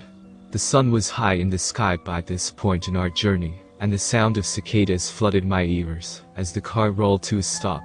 I peered up through my window to see Dad had pulled over at a small roadside diner. The place was obviously well past its prime, but judging by the amount of big rigs parked in the neat rows to the side, and the scattering of cars out front, it was still doing pretty well. I hadn't even noticed how hungry I was until the scent of grilled meat and syrup wafted over me. The sound of bells chiming called the waitress to attention. "Hey there guys, my name is Stacy, and I'll be taking care of you today," she said happily while walking us to our booth. Cole asked our mom if he could have pancakes, and she nodded, bringing a huge smile to his face. He was quite the people person even at just 6 years old. His bright blue eyes and curly brown hair drew people to him. Even our waitress couldn't escape this 6-year-old's charm. He regaled her with the story of how our grandpa was going on a long trip and didn't need his big old house anymore, so he got to have his very own bedroom now. The next leg of our trip went much faster, helped no doubt by the full stomachs we had helping to lull both of us to sleep. As I came to, inside of the car I was washed with a soft orange glow, and through the tree line I could see it. The house was a beautiful old Victorian-style home with a stunning garden, although at the time I couldn't have cared less. The car kicked up loose gravel as we made our way down the long driveway.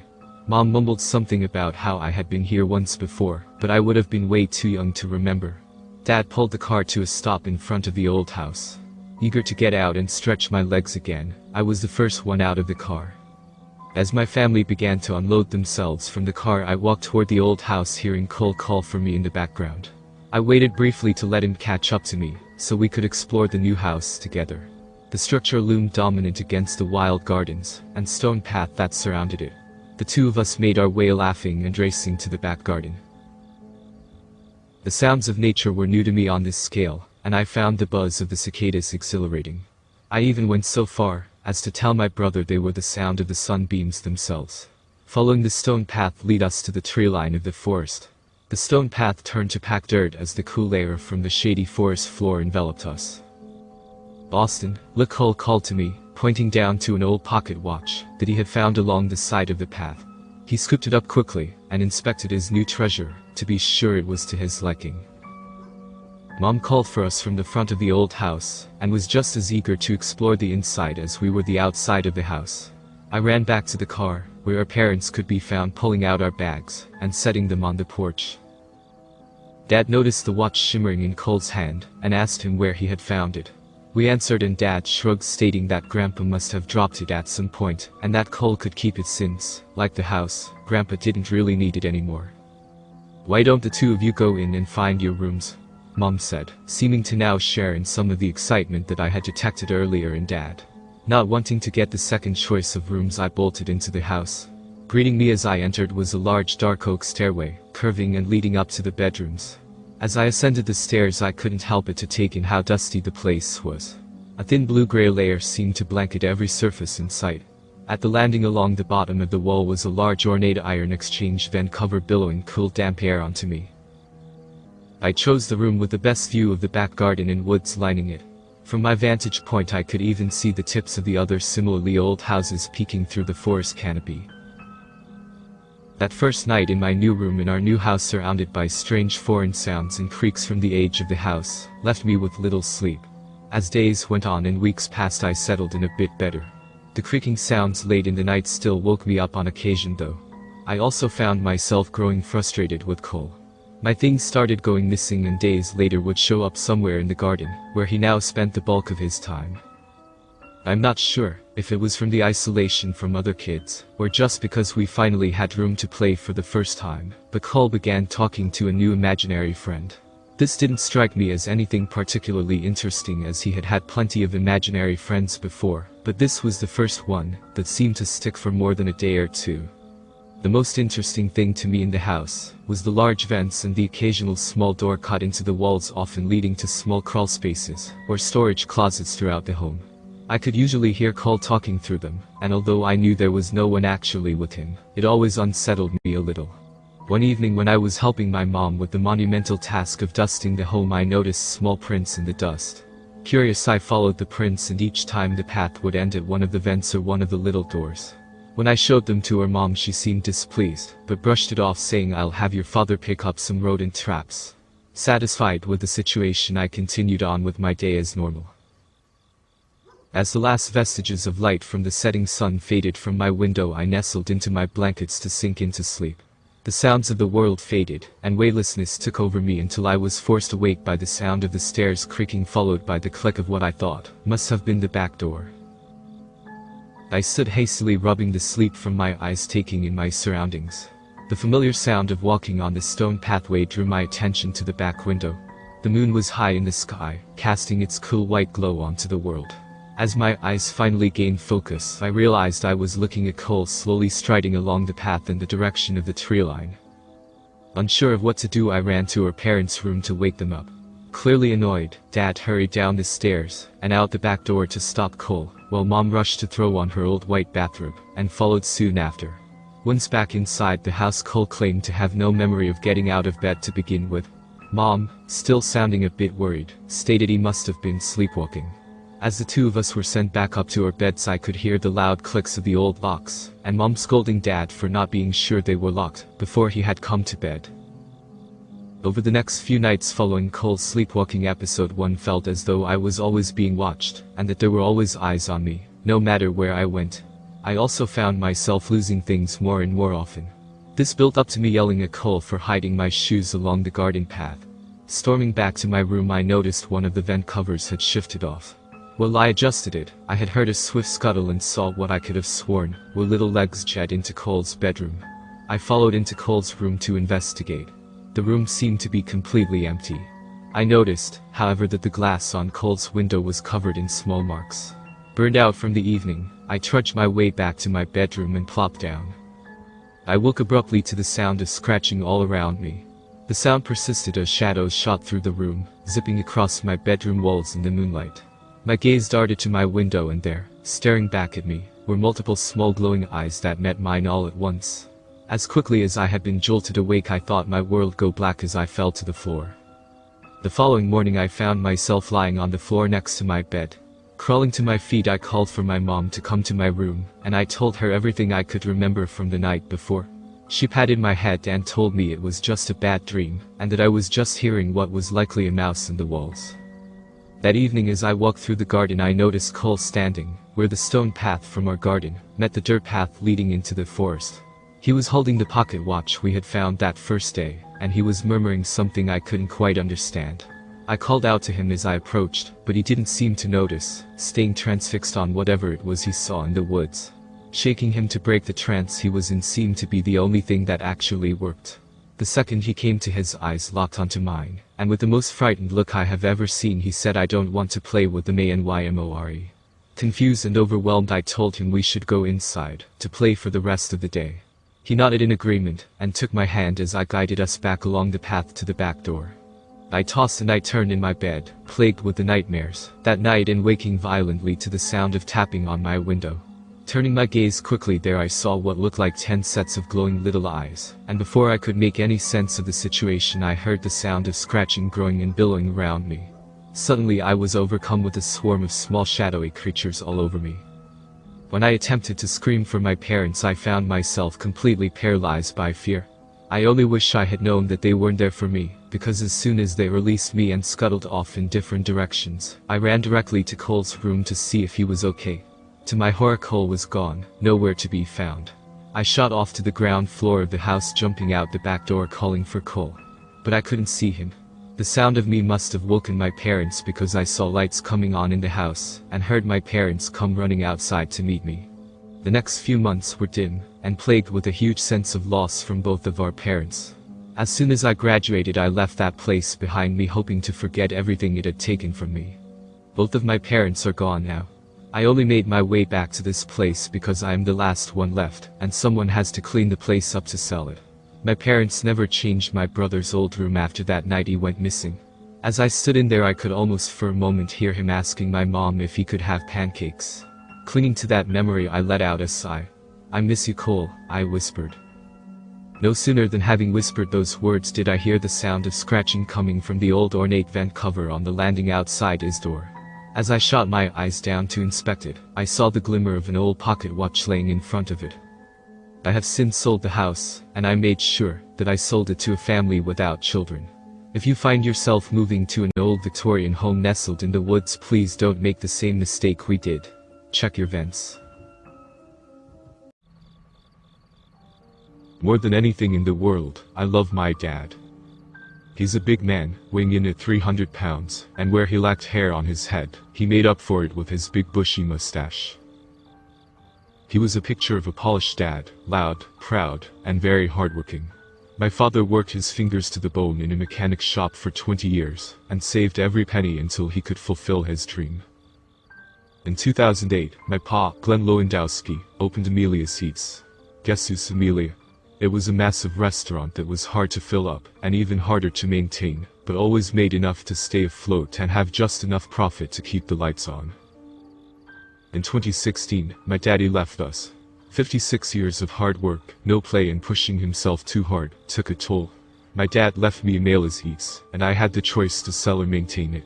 It felt like he could still be with me if I could keep his dream alive. I told the lawyer who represented my father's estate that I would be keeping Amelia's open, and he said he would be in touch. The first few weeks were hard. The customers had all grown used to the jolly man with a thick accent and knack for cooking, lighting up the restaurant. Now, his 5'2", thick-haired, dull-toed of a daughter was struggling to pick up frying pan and light up the world with it, just like him. Well, my dad taught me everything there is to know about Poland, cooking and Polish cooking. He didn't really leave instructions on how to be a figure. I didn't know how to inspire his staff to work hard, lift up his customers, and keep his bill collectors at bay.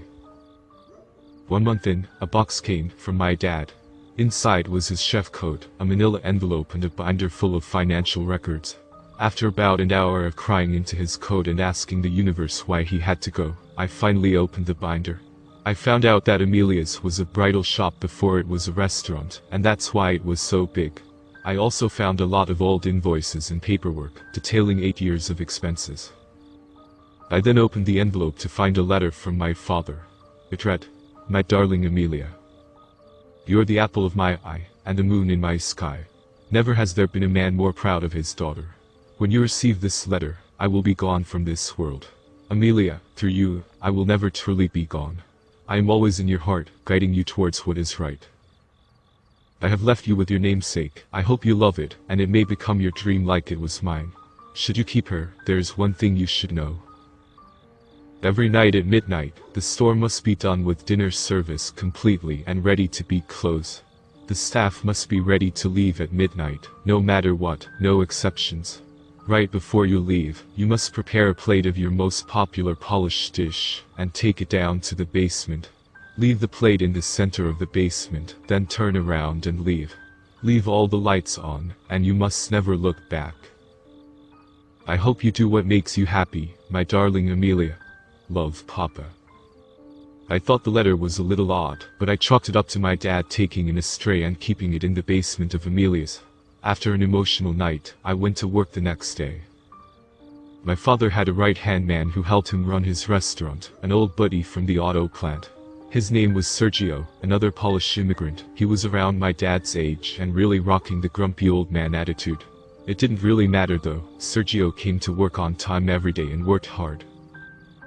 I never had to worry about the basement or the weird requests because every day, Sergio closed up the restaurant for me and took care of it all. When I brought up the letter, Sergio looked sad for a moment and said got it, and walked away. Months went by, and I made some changes to Amelia's. I cleaned it up a bit, spruced up the menu and the decor, really started to make it Amelia's for the first time. One day though, I woke up to a call from Sergio's wife. She told me Sergio had fallen ill and could no longer work. This was devastating, to hear my father's best friend in the world would soon be following him to whatever awaited us after our time on Earth. I got to work hiring someone to replace Sergio, but in the meantime, I had to close up every day. I've never been the type to back away from a challenge, but working open to close every day at Amelia's put a lot of strain on my body and mind. The first few nights were okay. I followed my father's instructions to a T. We had been flying through sauerkraut pierogies like crazy, so around 11:45 p.m. each night, I brought a paper plate of steaming hot pierogies to the basement and left them there. The basement was incredibly damp, the lights hung low and dim, and I could barely make anything out but the white tile floor. The thing that bothered me the most was the smell. The basement smelled like mold and rot, and overwhelmed me every time I went down there. The last night I ever stepped foot in Amelia's, I had made some latkes and pork chops for my father's stray. This mutt was really eaten good. I got to the bottom of the steps and tried to get a good look around. Nothing was discernible in the dim basement as usual. I looked at my watch. 11:49. I set the plate down but decided to look around, maybe try to find the mutt my father had left down here. He probably just made the midnight roll up so employees wouldn't waste time on the clock.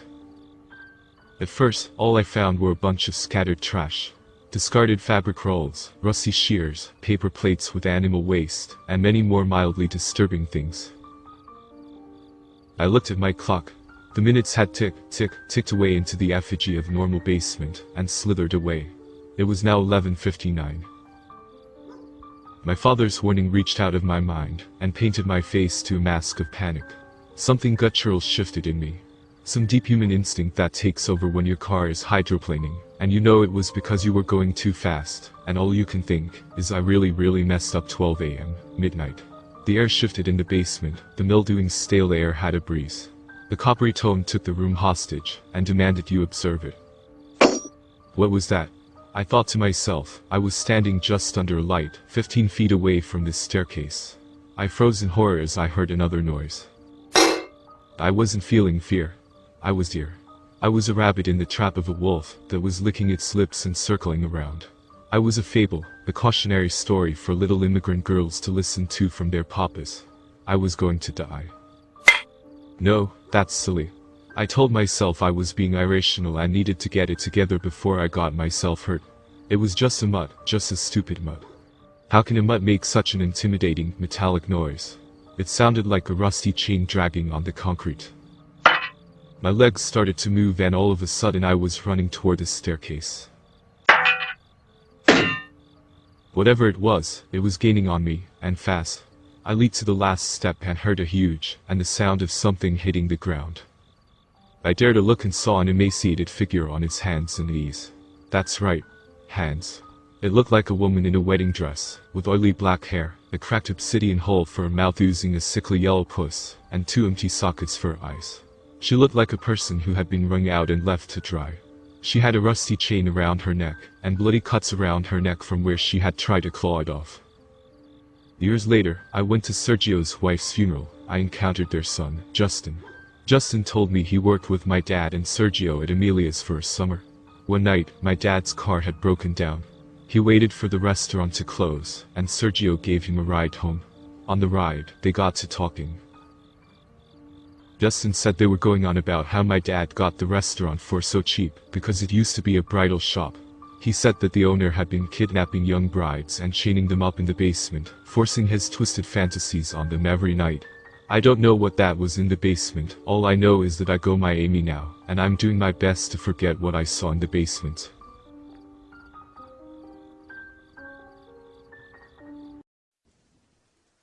I microwaved a cell phone a few days ago. It was a stupid, juvenile decision. I'm sure if you asked me at the time, I would have said something about wanting to see if it would explode. In my defense, I accidentally broke it a few months ago, and had smoked a lot of weed during the early hours of the day. Truth is, I was bored. Incredibly so. I don't have many friends, and I live alone in a grimy apartment in the middle of a dingy city. I have very few hobbies, chiefly getting high and wasting time. I hadn't seen another person in over a week. I hadn't even talked to my parents in months. Hadn't had a relationship in a year. I work 10 hours a day at home, and I don't know hardly anyone in this town. I figured the best way to combat this feeling of isolation was to look inward and appreciate myself more, but in doing so, it honestly felt like I've been pushing the people closest to me away. The only social interaction I get anymore is the voice call I get from my supervisor halfway across the country. This was the life I wanted. That's what I kept telling myself, even if some days I would remember that it wasn't. And on those days, I told myself this was a matter of survival. For those that are curious about the phone, it didn't explode, create sparks, or do anything cool. Rather, it spinned around in a circle, filled the room with the smell of burning plastic, and died after a few minutes in the heat. When I pulled it out, it was inoperable. It wouldn't start. The screen was black and unresponsive. It was a smoldering paperweight that no longer had life. I chucked it on the kitchen counter, and prepared to go about my busy day of binging some movies, while working on my company's project, alone, and in the light of a single fluorescent bulb that illuminated my dark apartment. So I got to work, and I started pounding away at the keyboard. Only, this was interrupted when after a few minutes, the dead phone rang. My phone with the fried electronics, and the missing SIM card, and the busted battery, and the cracked screen, rang. I approached it carefully. At the time, I found this to be bizarre. When I held it in my hand, it was still warm from the microwave. The screen was pitch black, which meant I couldn't see who it was. Not that it didn't matter. Even if I hadn't subjected it to heat death, it shouldn't even be able to connect a call. Either way, there was only one way to find out what was going on. I held it in my hand, the phone vibrating slowly, and brought it to my ear. The ringing stopped. There was nothing on the other side, and I could only hear the sound of my shallow breath. I clenched my palms, unsure of what to expect. Part of me assumed that there was an explanation, perhaps this was a hardware malfunction from the fried microchip. Yet after a minute of staying silent and hearing nothing, I finally spoke. "Hello?" I muttered. A faint gasp came from the speaker. Through the oppressive silence, just past the slight hum of the background signal, I could hear light sobbing. My heart sank as a quiet voice began to speak. Is there someone there?" I scratched my head, clutching the phone tightly. "Ugh, yeah," I said. "Who is this?" After a brief spout of sobbing, she spoke more clearly. "I can hear you." She sounded young, like late teens. Her words were interspersed with tears and soft wailing. To be honest, the hairs on the back of my neck were starting to stand straight, and I began to notice just how cold the room was. I repeated the question. Who is this? Jason, it's me. Samantha. You remember me, right? Her voice was soft, low and barely audible. It was almost statusy with a slight hum behind it. She spoke abnormally slow and almost as if the words came difficult to her. There was, however, something else entirely concerning. My name's not Jason. And I don't know anyone named Samantha. She erupted back into a faint sob, before giving me her full name. Then, she said something I was not expecting. Please don't go. I started to think more clearly about what was happening at this time. I was beginning to consider that perhaps the heat damaged the receiver. Maybe I was picking up a call in the ether. Maybe this was just a wild coincidence going on with the faulty electronics, and this was the last hurrah of my decade-old phone. I was convincing myself that there was an explanation. Not wanting to waste more time either way, I said what I had to say. I don't know you, and you should hang up. I think you have the wrong number. Wait. She yelled, her voice shaking, and almost indistinguishable from a blood-curdling scream. The phone erupted into static, and as it mellowed back down, I could hear her pleading. Don't leave me. Please don't, stay, please. At this point, now a new thought was starting to enter my head. Despite the perplexity of the situation, the person on the other side sounded like she needed help. Are you hurt? What's wrong? More sobbing, before she spoke. I think I've been in a car accident. Wait, hold on. I moved hastily to my laptop in the living room, clutching the phone to the side of my head as I moved. To be honest, I was unsure if this person was even in the same state as me, but I was at least going to make an effort to help if I could. Where are you? I'll call an ambulance for you. I don't remember. I'll look you up. Stay there. I typed her name into the search bar. She kept sobbing as I pressed enter. This was not what I had imagined I'd be doing this morning, but damn it, I was certainly intrigued. But most importantly, if I could help someone who needed it, it would make my week. This optimism quickly died as I put her name in the search bar and pressed enter. My hands turned cold, my bones stiffened, and my eyes sprung open. The search results were quickly conclusive. There was a link to a news article, a funeral home, an obituary, car accident, gravicide. The name she gave me belonged to a dead woman. Whoever you are, hang up, now. Don't contact me again. The breathing on the other side intensified, and the hair on my neck stood up as I could feel my skin turn pale. As I began to think about it further, the situation had begun to return to absurdity. Here I was in my living room, talking on a broken phone that was sent through the microwave, and the only person I've talked to all week was this scared woman on the other side, that was either pulling a lazy prank, or had some other problems. Wait, please, she said much more weakly this time. I don't want you to go. I pulled the phone away from me, the screen still blank. I held down on the power button, nothing. The phone was not turning off. My heart was throbbing, and my fingers were quivering as I barely held the electronic in my hand. Wait, I'll come to you. I'll follow your voice. I shook my head. No, don't do that, I said, my words stammering out. I pulled the phone from my ear, dropping it onto the floor and stepping towards the furthest wall from it. My heart was pounding, but I was still convincing myself that what I had experienced was technical failure. It was technical failure. Surely it was a technical failure.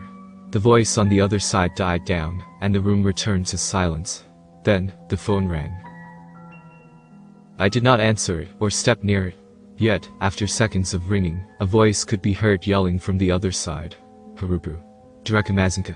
Dirikamasenka. The man sounded a sane, maybe Chinese or Korean, and I welled my mouth shut as the man's choking screams filled the room. After 10 seconds of silence, I blurted out a faint, "What the fuck?" Apparently, this was audible.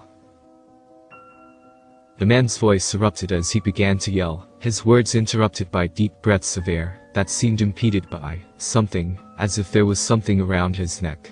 Onegaishimasu. Bikugadekinai. Roppu ga kitsusujiru. My knees began to feel weak, and I fell to the floor, the dark room around me beginning to feel oppressive. The phone sat in the faint fluorescent light, and I crawled slowly towards it with feeble arms. Do you, speak English? I got to my knees, clasping my hands around the phone, pressing tightly on the power button. The pleading from the other side did not stop. Kazokunai, Mashuakarimasan. I don't understand you, I yelled. The man did not stop yelling, and I began to feel a panic take hold as I tried to force the phone off again. The phone would not shut off. Suddenly, the voice on the other side was replaced with another ringing, and I sat silently, as now an elderly woman could be heard whispering something from the other side. Is there someone there? She said. I clasped my fingers around the device as I locked my front door, looking out my window at the early morning darkness outside. It was empty, as is usual for this hour, but I scanned the skyline for any lights that may be on, any person that may be watching me from a distance, anyone that could possibly be out there, alive. What is going on? I asked hurriedly. What do you want? I could feel my heart shatter as the answer destroyed my paranoid delusions of the situation. I want you to tell my grandkids I love them. My whole body became weak, and I brought my arms towards my chest as I began to feel a tightness in my throat. She spoke again, this time her words tear-soaked. And tell them I miss them. I sat silently as the words replayed in my mind. I was no longer unsure of the situation. Whoever it was that was reaching me, they thoroughly believed what was happening to them was real. And now, so was I. The woman spoke again, calmly and confidently. Are you an angel? She was sincere. There was a warmth in her voice. She didn't sound like she was trying to confuse or trick me. I sat still in the middle of my room, thinking of something to say. I held my hand over my mouth as I pushed myself towards the couch, slumping against it weakly. With a million thoughts running around in my head, I sat staring out the window at the dark blank sky outside. The stars glittered light years apart from one another, their brightness just visible, but beyond reach from one another. Why can't you tell them yourself? Surprisingly, the woman gave a faint laugh. Well, I'm too far away now. The cancer one. She seemed content with her fate, and I could do very little, but listen as she recounted her last few months in the hospital, the last time she saw her family, and the moment she went somewhere else. I'm okay though, just a little lonely. John and Murph know I'm in a better place. But the voice petered out, and for the first time, I didn't want to be alone. I wanted the voice on the other side to stay with me. But what? I asked. Are you there? The woman sighed, her voice getting thinner and softer. Do you know when I go to heaven? I don't. I've been here a long time, and it's so dark. You're the first voice I've heard in years. Her voice trailed away as the connection began to dwindle. My brother is waiting for me up there, I'm sure of it. Wait, I said, gripping the phone. The fear I had felt prior was now overcome with grief. I wasn't entirely sure if what I was experiencing was real or not, but I was beginning to realize that the people on the other end completely and unequivocally believed what was happening to them was real. You never gave me your name. So I can tell your family. Silence. Hello. Hello. More silence. I could feel a small tear form in my eye. I brushed it aside as time slowed to a crawl. My computer screen blacked out, and it fell asleep as I curled on the floor. I had my palm over the phone as I anticipated the next call. It never rang again. The phone was completely lifeless, and I was alone again. As the sun came up, and the city below returned to life, I sat still, peering out of my window like it was a television screen of some fake reality. I spent the rest of the day a ghost. I inhabited the walls of my apartment and I never left. I made my living, lived in the faint light of a fluorescent cage, and continued with my business, doing my best to avoid the crippling anxiety that came with my earlier experience, and the forsakenness that was clouding my mind. There was a woman in the corner of the room, sobbing, her knees wrecked and her hair draped over her body. She was wearing a bloodied skirt, and it looked as if she was previously in a brutal attack. Where's Samantha? I whispered. I couldn't see her face, nor do I think I wanted to, but I could very easily hear her. As soon as I said her name, she tilted her head, before turning towards me. I gave a slight whimper, before covering my mouth, shrinking into the couch. I thought I'd follow your voice, she said. Her sobs echoed throughout the small room, and the sounds of the world were drowned out by her despair. But you're not here. She started walking towards the center of the room, and I began to shake violently as I could feel the room drop in temperature.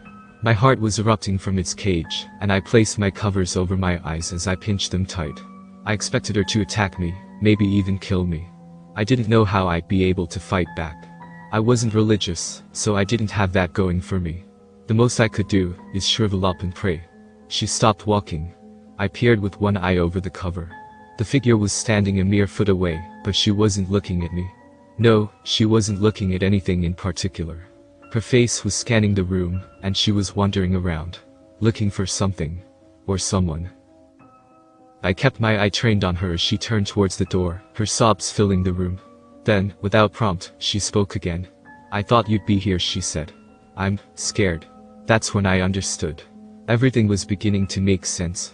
The terror I felt was monumental, but momentary. Hers was infinite. I no longer sat in fear. I mean, yes, I was still scared. But I didn't see her as an invader anymore. I only saw us as equals in this brief moment of time, unlikely companions. I said as calmly as my nerves would allow me. "I'm here with you."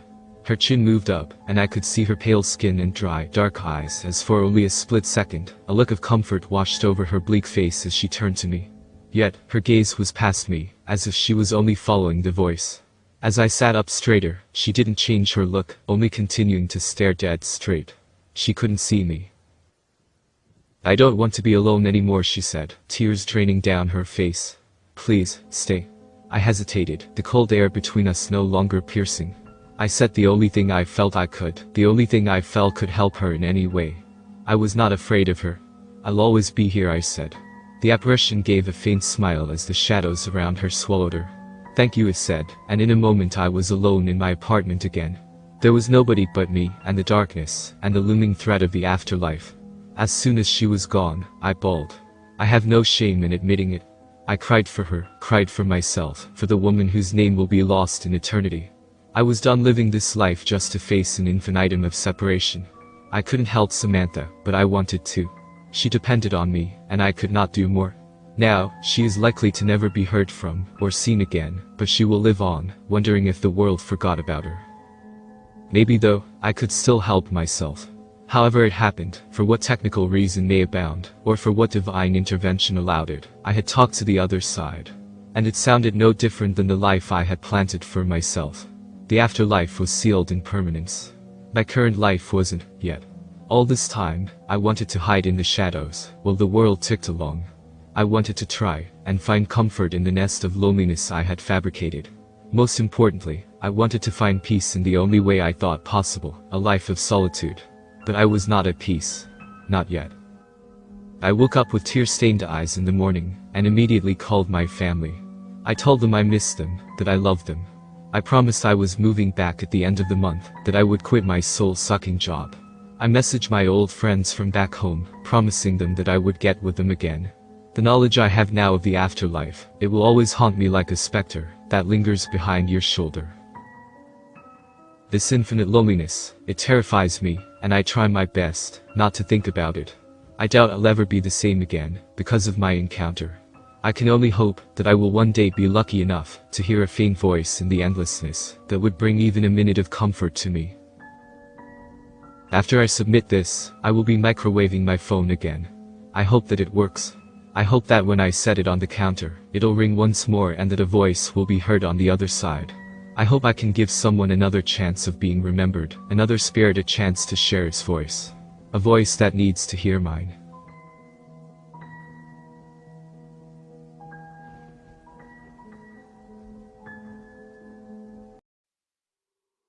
I shoved my spade deep into the fluffy brown soil I had carefully curated to create the most hospitable environment possible for my seedlings. I was making small holes to set my heads of cabbage in for the season. Cabbage with some salt on it was my favorite quick snack. You can judge me all you want, but it's better than junk food.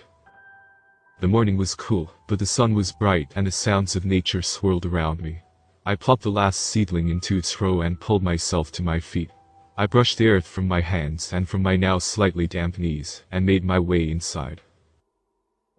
As I prepared my morning coffee, I gathered my bag for my weekly hike. My uncle used to take me out to this beautiful state park about 45 minutes north of where we live to hunt and fish, and I have visited as often as possible since. I even bring a bag along with me, so I can do my part to collect and remove some of the trash the not-so-responsible hikers leave behind themselves. More often than not, I leave with a full bag of garbage that just makes me want to wring the neck of every litterbuck I see.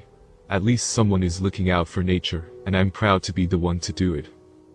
Early on in my hike I had already picked up 2 empty energy drink cans and a trail mix bag. Why is it so hard to keep trash in your pocket? I thought to myself as 2 teenagers came into my view along the path. It looked as though they were both chugging from disposable plastic water bottles. Gross, I thought to myself.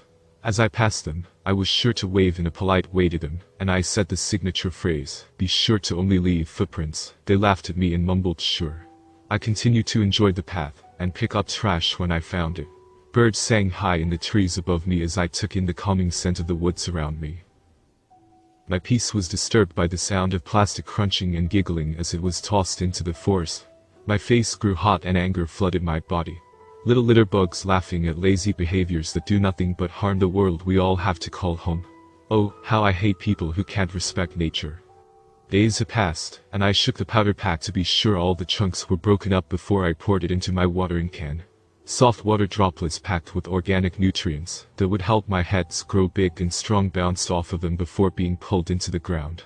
I then inspected all the heads, to be sure all was well with them, before making my way inside to shower off the manure scent from my skin, before getting ready for another hike.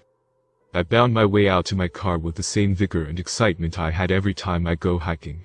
Protecting and cleaning up nature can be such an adrenaline rush. 12, I said aloud as I passed my garden. 12 cute little heads ready to dine on the sweet clean energy from the sun. I smiled and started my car, being sure not to allow it to idle for too long to avoid additional pollution.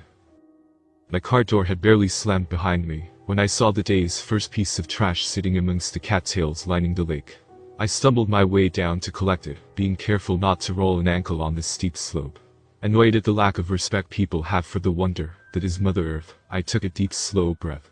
My therapist says that I have some anger issues, and that breathing can help me through them. I think hiking helps too, but I can't help being upset when trash is where it doesn't belong. Most of the hike ended up going surprisingly well. I had only found one more small bottle cap on my way through the worn down path. That was until I saw a ranger sitting against a railing that guarded a lookout over the lake smoking a cigarette. I watched him carelessly flick the still lit butt off into the trees. Baffled by the lack of concern I had just witnessed, I clenched my fist.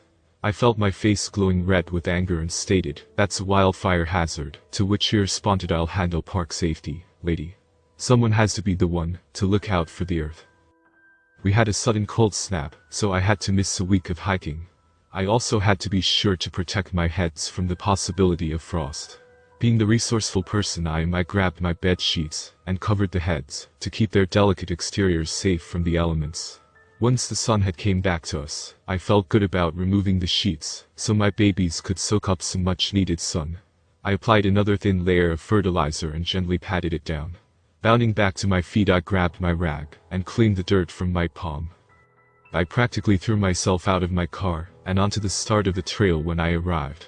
That cold snap had kept me away for far too long. Making my way through the winding path deeper and deeper into the serenity the forest provided, I stopped only once to pick up a wrapper from a sucker. As I did, an old man approached me from behind. Startled by the sound of his footsteps, I jumped. The old man apologized for scaring me and commented on how beautiful the day was. I agreed with him and placed the wrapper into my bag. He lifted a crumpled tissue to his nose before dropping it onto the ground. I could feel my heart start to race as my palms began to sweat. "Leave nothing but footprints," I said, looking up at the old man. He scoffed and flipped me off as he continued down the path. My vision went black with fury as I thought to myself, someone had to protect nature. You have to protect nature. It's been a beautiful growing season so far this year for my garden. I now have 14 heads in the plant bed. 14 round heads ready to help me reduce my carbon footprint and keep the world safe. Be sure to leave only footprints when you enter the woods. If not, I could always make it 15 heads in my garden.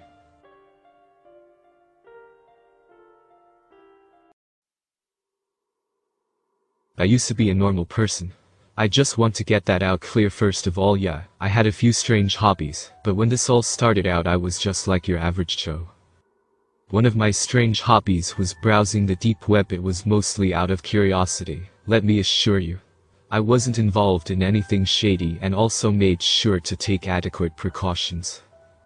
One day I was just looking at random web pages when I stumbled upon a curious one. Hello there. Are you perhaps interested in buying other people's souls? I've been collecting people's souls for a very long time, and I have a bit extra. It was one of the most basic web pages that you could imagine, with only an address on where to send the Bitcoin to buy one. I laughed when I saw this. I had seen my share of scams on the deep web, but this one was new. I went to close the window before something popped up on my screen. Hello there.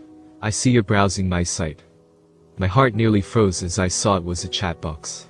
But I was sure the security measures I had taken were sufficient to prevent someone from tracking me or hacking into my computer. How did this pop-up appear out of nowhere then? Relax. I just noticed that you were going to leave without buying anything. It seems you haven't been convinced what I'm selling is real. Why not try a free sample? A simple yes and no dialog box appeared. Now, I should have clicked on no, but in my curiosity, I clicked on yes. A bad decision in hindsight, but I wanted to know where this was going. It's rather hard to explain what possessing a soul is like. You probably think that a soul is immutable or indestructible, in other words. And you'd be right. In that moment I could tell in my head that I held a single soul. But there was a way for me to manifest it in the real world. It appeared as a tiny ball of light no bigger than the smallest bone in your pinky. I reached out to touch it, and a flood of memories entered my head. The soul was of a woman by the name of Alexandra Cortez. She had not had a very happy childhood, and had escaped her home when she turned 16. A few bad decisions involving drugs and she had literally nothing left on her, and was slowly dying. It was here that her memories became less clear. There was a strange shadow that I could see, but nothing clearer than that. Mind you, everything else that I could see had been as clear as if I was the one seeing it. But this figure was covered in what I could only describe as dark smog. She had sold her soul to this thing in exchange for money. The rest of her life was rather good, not fantastic by any means, but it was still decent, and paradise compared to what she had suffered earlier. It all ended one day, when she was walking along a dark street corner and a man ambushed her. She died that night, though not the 4 hours of torture at his hands. There was far more. Of course I had her entire life in my hands, but I only put down the important bits given her whole biography could fill up several books. That wasn't all though. I could hear her thoughts as I held her soul in my hand. She was pleading, begging me to let her go. Now, you're probably wondering what the afterlife is like. I have to confess that I never found out, just that there was something beyond where souls could go to. After listening to her pleadings I agreed to let her go. Much as I said earlier, I can't really explain how I let her go, just that I did. She vanished before me, and the light also went away with her, leaving my mind completely clear. I thought what had happened was just some sort of odd hallucination, or rather, I hoped that that was what it was. I didn't want to believe there was some monster collecting souls around on the internet. That was until 4 days later when I got an anonymous email linking back to that site. Hello there. I hope you enjoyed your free sample. Perhaps you would like to purchase another. We're having a sale now. The mail confirmed for me that it wasn't some weird fever dream, and after a moment's hesitation, I decided to make an actual purchase. I should have realized that something was wrong the moment I saw the prices. They were dirt cheap, which made very little sense given what I learned later on. I got the souls of 3 more women and they were quite similar in many ways. Much like with Alexandra, I couldn't see the entity they sold their souls to properly. The amounts of money they got for their souls were quite staggering. I had barely paid 0.00001% of that price. Again, that should have told me that something was off about this whole thing, but I was rather oblivious to the fact then. What I was more focused on was that they had all died in similar ways, by being ambushed by a man. They never saw his face though, but they had all died in agonizing ways. Letting their souls go free brought a certain peace to my mind. Kind of like animal rights activists who buy animals intended for slaughter and then release them, I guess. Except I was releasing these human souls from damnation. I highly doubted that whatever entity bought them in the first place was kind to them. I bought another one a few days afterward, and it was here that things took a dark turn. It was the soul of a man named Christopher. I don't want to share his full name here, but that hadn't even been what I had been concentrating on at the time. No, when I went through the memories of his life, I was sickened by what I saw. This man was a serial killer. Those 4 women I told you about earlier. He was the one who had killed them. He had done it to over 17 more. The mere thought of it made me want to throw up. Again, I couldn't see the figure to whom he sold his soul to. He hadn't done it for money, no, he had been caught by the police, and had exchanged his soul for getting out of jail. Some sort of legal loophole was there because the police didn't document a piece of evidence correctly, and he was let go. And he killed again. And again. 10 more victims before being caught and given the death penalty. Much like those before him, he begged to be released. But no sort of compassion emerged in my mind.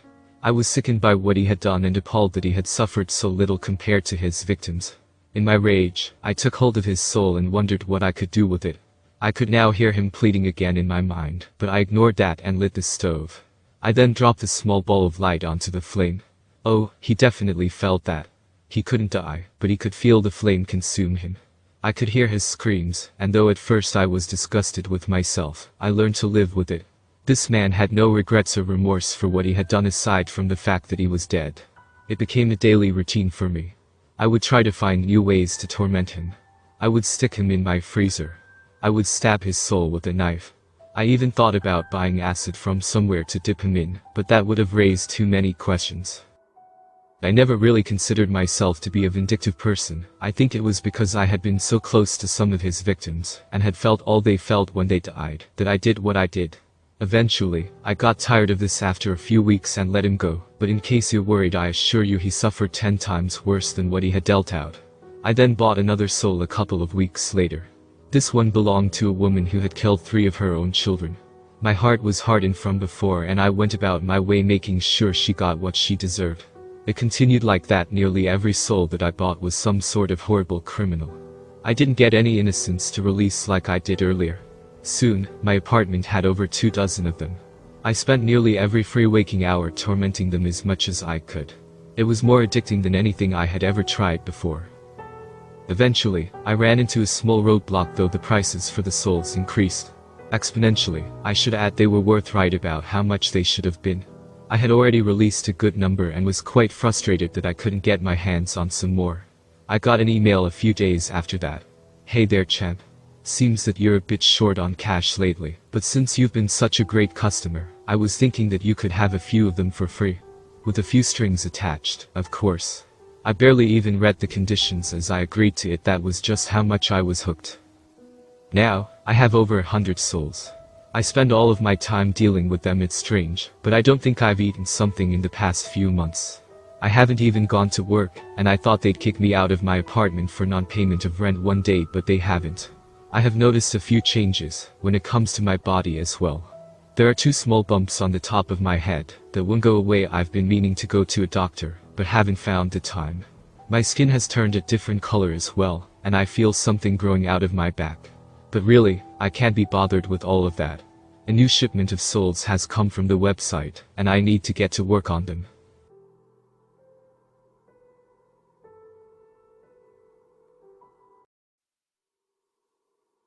It was 2 months ago when I got the news.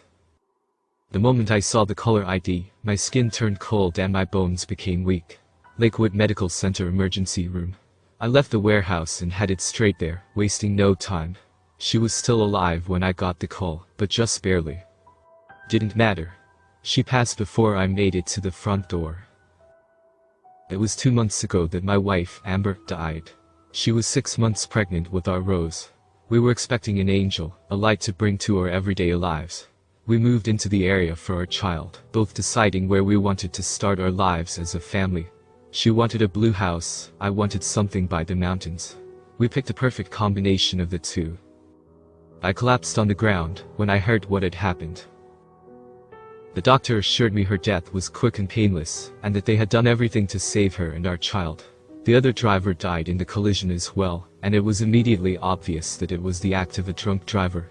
I sat motionless in the room for hours, drying eyes staring at the clinical lights, as I tried to hold myself from shaking to death. It was 2 months ago that I first saw it.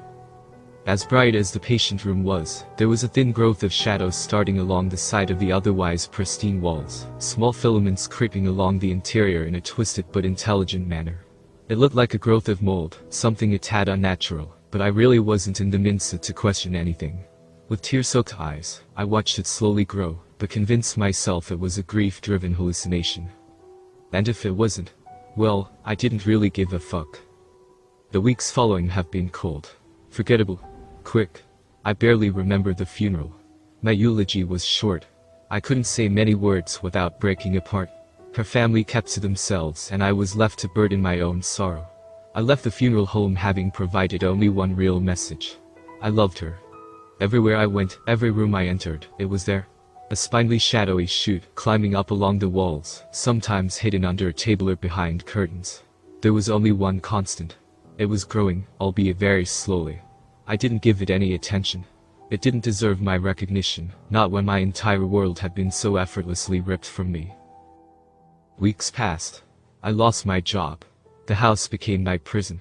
The world was impartial to my grief, so I became impartial to it. I really didn't need to leave. I had savings for months. I welcomed the comforting coldness of independence while I reconciled with what happened. I took up smoking, then promised I'd quit. Then I took up smoking again. The phone would ring, but nobody would answer. I was turned off. I wasn't a man, but a ghoul living in a tired body. I spent my nights in front of the television, fake light bouncing off my dreary face and into the void. I almost always held a cigarette in my hand, choosing the reality where everything was dizzy and sick over the one where I had to confront the looming darkness of the shadow that kept me company. This shadow was growing, and growing, and growing, and growing. I thought I could see roots and the small shoots of leaves forming along the shadow's figure. I had begun to feel a bit disconcerted with its presence, but I was in a maze of grief. Still, I was unsure if it was possible to hallucinate something so intricate for so long. This thing had followed me everywhere, always getting bigger and always present. I hid my uneasiness behind liquor. I drank every night until I fell asleep, stringing up the same dreams of a peaceful blue house by the mountain where Ember was still alive, still my wife, and I had a child yet to welcome to this world. Last night, I had the same dream. I was alive again, greeted by the warm smile and calm demeanor of a woman who I had promised my life to. The kitchen smelled of cinnamon, and I could hear the sizzling of a pan. I wasn't sure what she was cooking this time. Dreams are weird like that, but I remember approaching her from behind, nestling my chin into her shoulder as I closed my eyes. She laughed. I told her how much I missed her. She told me she knew. It was strange how vivid this dream had been. I could recount most of the details, and it was painfully peaceful. We ate together, watched a movie together, held each other. You've got a visitor. I was startled. She spoke clearly and crisply. I turned to look her in her eyes, my voice calm but muddled. "A visitor? You can't stay long," she said.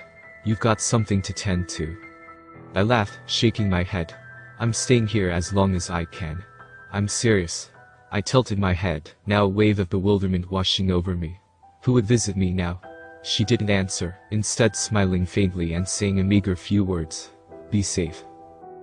The dream tore away from me, and I awoke laying in my bed, my face sweaty as I bolted upwards, staring into the darkness of my house. I was in my empty house again. I let my eyes adjust to the lower pitch, rubbing the crust out from under my eyelids. Outside, I could hear lightning flashing from a heavy storm, thunder crackling across the sky. It was the same room I had come to loathe. I sat on my side of the bed, her side filled with belongings of hers I had yet the heart to dispose of. The floor was littered with dirty clothes, my old work uniform, and bottles. The drawers were haphazardly opened, no longer sorted, and the television sat adjacent to the dark figure standing by the bathroom door. I jumped out of my skin. There was someone standing at the end of the room. As soon as it noticed I was awake, it moved. I shrilled, throwing the covers over my mouth as I watched wide-eyed in panic. The figure shambled forward, coming to the edge of my bed before speaking in a dry, raspy voice that could almost be mistaken as wheezing. "Mr. Cutler," it said, his words sending an icy chill down my back. That's when my eyes fully adjusted to the darkness that surrounded us. The figure before me was dressed as a priest, his robe stained dark with dried blood, and his abdomen was punctured by twigs and sharp thorns. Small black barbs lined the wood that stabbed out from him, and they were rustling violently as he stood, motionless. His skin was raw and pale, his eyes had been replaced by a dark and violently twisted bark, branches plunging out and back into his skin. His entire body was adorned with scratches and open gushes, yet he paid very little mind to his condition. He only stared at me with missing eyes. I moved myself as close to the wall as I could as the figure stepped my way. I screamed, retracting my legs and arms as close to my chest as I could as my eyes focused on the man in front of me. "Mr. Cutler," he said again, his mouth struggling to open and close. "You've been visited by the tree." My mouth was agape as I closed my hands into fists. The rustling of the barbs on him was acutely audible, and they grew more violently as the figure stepped even closer. His breathing was labored heavily, as if he was fighting for his right to breath. "What?" "I wish you no harm, Mr. Cutler." He brought himself to the edge of the bed, the outlines of the branches at a stark contrast to his pale figure. He sat down, turning achingly slow to face me. "I am simply here by my master's will. The man before me should have been dead. I could make no mistake about that. He was punctured at least a dozen times over and penetrated in areas that should kill him. He was enveloped in a twisted and evil growth, and it looked like he became host to a carnivorous abomination." Your master?" I stammered. Words barely came out. I spoke shallowly, yet somehow, the corpse priest heard me. "Yes, and it's rather displeased with you." "Why?" He turned to look towards the door as he brought his body back to a weak stand. "Would you like to come with me? Will you kill me if I don't?" "As I told you, Mr. Cutler," he said, beginning to slide his way towards the hallway door. "I wish you no harm." By some miracle, I could feel my nerves soften as I heard the calm in his voice. I was most certainly experiencing something otherworldly, and I knew I was no longer in a dream. No, everything I was witnessing and experiencing was undoubtedly real. I could feel the sweat dripping from my forehead onto my trembling hands, the air had turned frigid, my eyes were dry, and the room was exactly how I left it, before I fell asleep save for this unknown intruder. I spent another minute huddled against the wall, before swinging my legs slowly over the bed and nodding my trembling head. "Very good," he said, the corners of his mouth drooping as he pushed these words out. He turned a blank eye socket towards me, before heading his way to the hallway past my door. "My master is dissatisfied with you, because you have chosen to ignore her."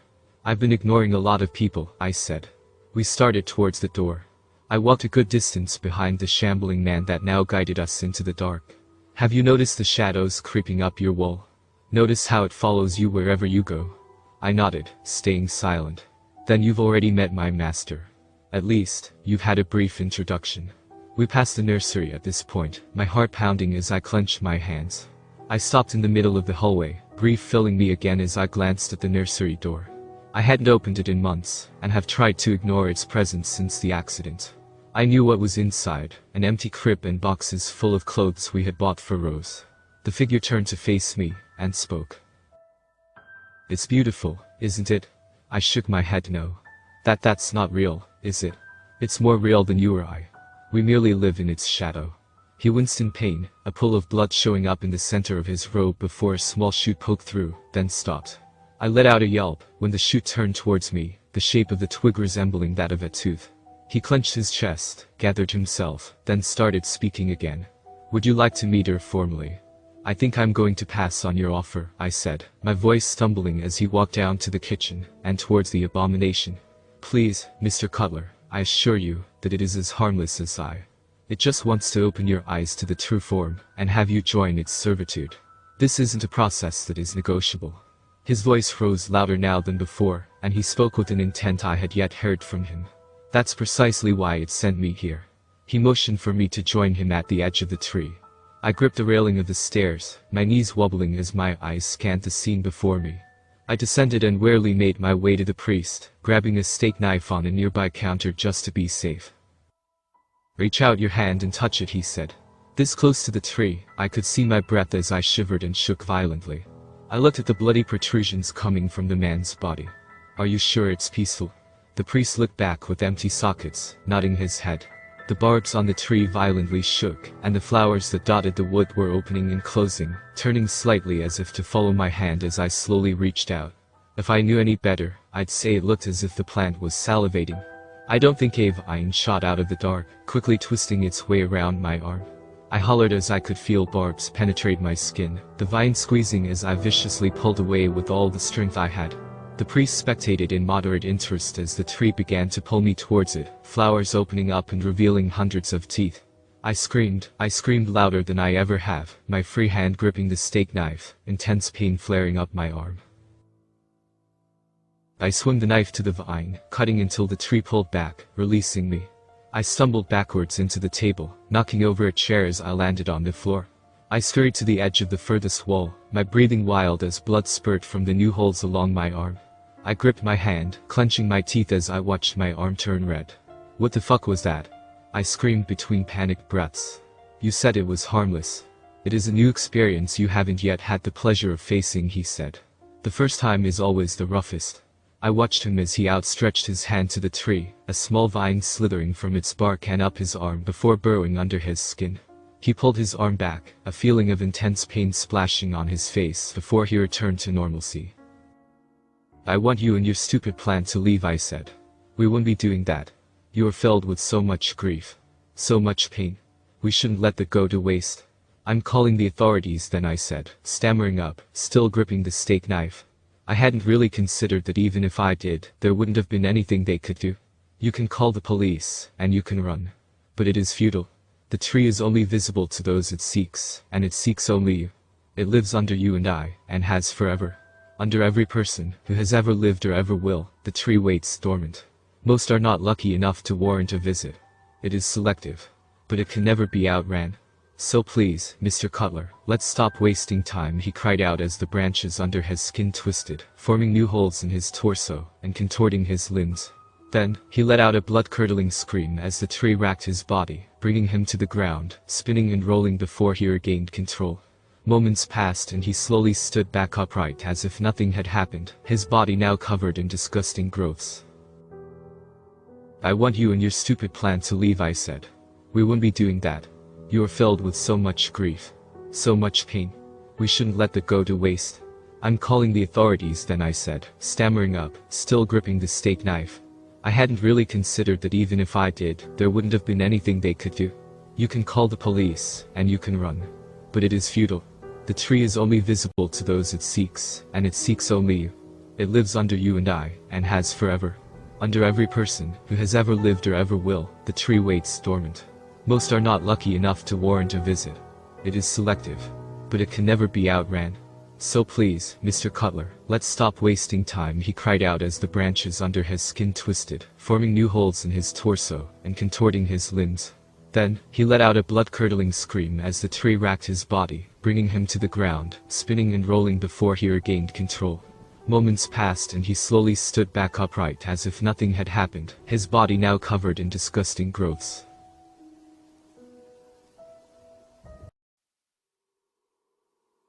It's using you, I said through seething teeth.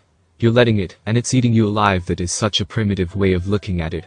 His voice boomed across the house, and I began to feel goosebumps grow on my skin.